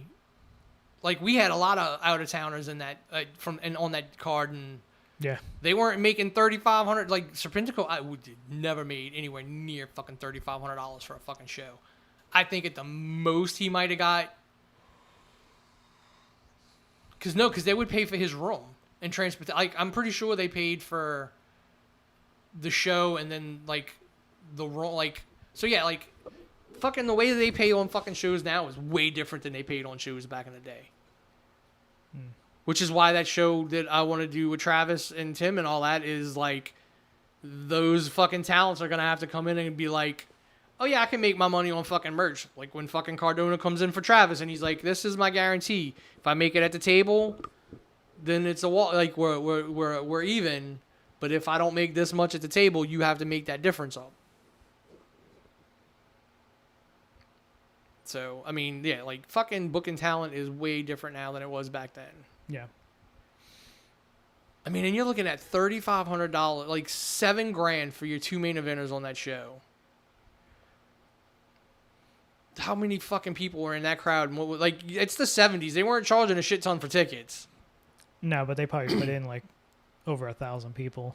Yeah, that's what I'm saying. So you had Spartatorium of someplace. it's Couple thousand. yeah. Like the fucking wrestling is so much different now than it was then. Oh, it's a fucking boom. Like no, you have just a smaller pool of people willing to pay more. That's why you're seeing a boom. You're not seeing the numbers of the Attitude Era in the Monday Night Wars. If you had those numbers now in the same kind of like sales, you'd dwarf what the Attitude Era was in actual revenue. The Territory Days, yeah. Like you'd fucking kill the Territory Days, the Attitude and Era in the Monday Night Wars. If you were pulling those numbers with today's prices, fuck.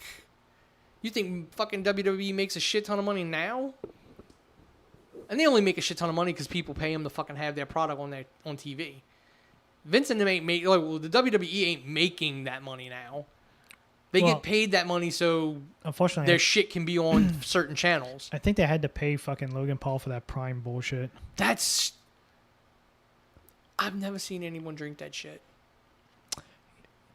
Yes, you did. No. You know somebody who does now because of this stupid shit. Who? Fucking Sal. Oh. Fucking hell. We need to sit that child down and be like, look, Sal. Trust me. I've been trying. Every time I go over there to watch pay-per-views with them, I tell them when him and Kevin Owens was feuding and stuff like that, I had him cheering for Kevin. When him and LA Knight, he was going for LA Knight because he likes LA Knight. Like, Sal, that is a bad person. He is a bad person. Me and Justin's trying to convince him. But he likes the athletic. He likes the jumping around and the flips. Well, I mean, and all. and it comes down to why actual lucha libre got popular with the younger audience. It's fucking superhero shit. That's why Rey Mysterio has a job for life. Yeah, it's as long as he can still do what he does, like it's superhero shit. Yep. And his son has just accepted the fact that he is a fucking heel, which is eventually going to make his ultimate face turn that much fucking bigger because everyone hates him so much. God, the stuff he's doing with Rhea and all that is great. It is. It's fucking it's great to fucking hate him. He's and again, those fucking shit that like he was poking fucking Logan Paul on that pay-per-view, on that fucking podcast. Yeah. It's like he's playing into like, I'm a scumbag. I'm a dick. Because the accent was like, dude, that was so good. Like when he was like, she lets me play video games. I'm listening to him. I'm like, you know what? I've never understood women who sit there and tell that man they can't sit there and play fucking video games. Do you want that motherfucker out running the streets, or do you want him inside playing Madden, eating chicken tenders, eating chicken nuggies? Like, come on. It's very easy to make a man happy. Video games and chicken nuggies. She almost got her real man back, but AEW threw a shit ton of money at him to keep him. I mean, fuck. Bank that money. Yeah. As long as she's there, he's always going to have a fucking open door to come back. She, Because I would honestly, I would love the House of Black to show up and fucking take on the Wyatts. They're doing an intergender match. Her and Priest versus Liv and Dom. Which I guess you put the Finn Balor obvious fucking heel turn to the side until you deal with this. I just wish Triple H was more creative, and like the group worked even with Damian and Rhea being faces and the other ones, everybody else being heels. It still worked. Like there was no real reason to split them up. Supposedly the rumor is now they're going to be called themselves Street Trash. Yeah, but that's the stupidest name ever. Yeah. Because if they start calling themselves Street Trash, then Rhea and fucking Damian just need to call themselves the Judgment Day. Wait until the huge fucking pop when Becky comes back. She's going to be gone a while, though. Yeah, it's going to be a couple years. Like, she wants to be there for her daughter and stuff like that and just take time and heal and do whatever Hollywood stuff she wants to do. And then eventually when she comes back, she ain't going to AEW. She's going to go to Hollywood. She's going to actually have to bulk up. She's been way too thin since she had the baby. She's kind of not believable as putting up a fight anymore. Yeah, it's gonna be weird to see fucking Seth in Captain America movie. Here's the thing with if that. If his part doesn't get cut out. Well, no, Giancarlo Esposito is playing Sidewinder. Sidewinder, yeah. He's not in a snake outfit. The set photos of Seth, he was in like a snake themed costume. So unless they did reshoots where they kind of toned down their outfits or they somehow toned them down, like I want the comic book. I want comic book Serpent Society. Like I don't need. They didn't really do it. They kind of did it in Luke Cage, but not to the full extent. Yeah, I want the full blown go with Cottonmouth and Bushmaster and shit. Yeah, I want we clearly can see that Deadpool people like the fact that they were in fucking comic accurate costumes. You can make them work. And now fucking Ryan Reynolds is pushing for Wesley Snipes to get an old man a Logan-esque Blade movie, which I would be all for. I would see it. Let him get in. Technically, that's what Marvel's trying to do. Let him get into a little bit better a shape, That's what Marvel's trying to do with their Blade movie, but no, and that's what made that. The first time we introduced Blade in the MCU should not be the movie with the character on his way out. Yeah, that's my problem. Blade doesn't age. He's a vampire. He has all the benefits, none of the weaknesses. You can go get a young guy to play Blade and have him be old. That's why I didn't like Mahershala Ali is a very good actor, but you could have went with somebody younger who's not going to age out of the role for a while. I can see Jonathan Majors. Like if he wasn't Kang, he probably would have played a good. Oh, he'd have played he'd have been a great fucking Blade. Yeah. Jonathan Majors could have played a lot of different characters in the fucking MCU. Like, a lot. And it would have made sense. But I guess that's like we have like actually a fucking I can edit this into a wrestling one too. We're at 3 hours, which again we're at 3 hours. That's pretty good for us. So yeah. So I'm Wayne. That was Paul. And until we speak to you next week, this has been the Media Clash Podcast. Later.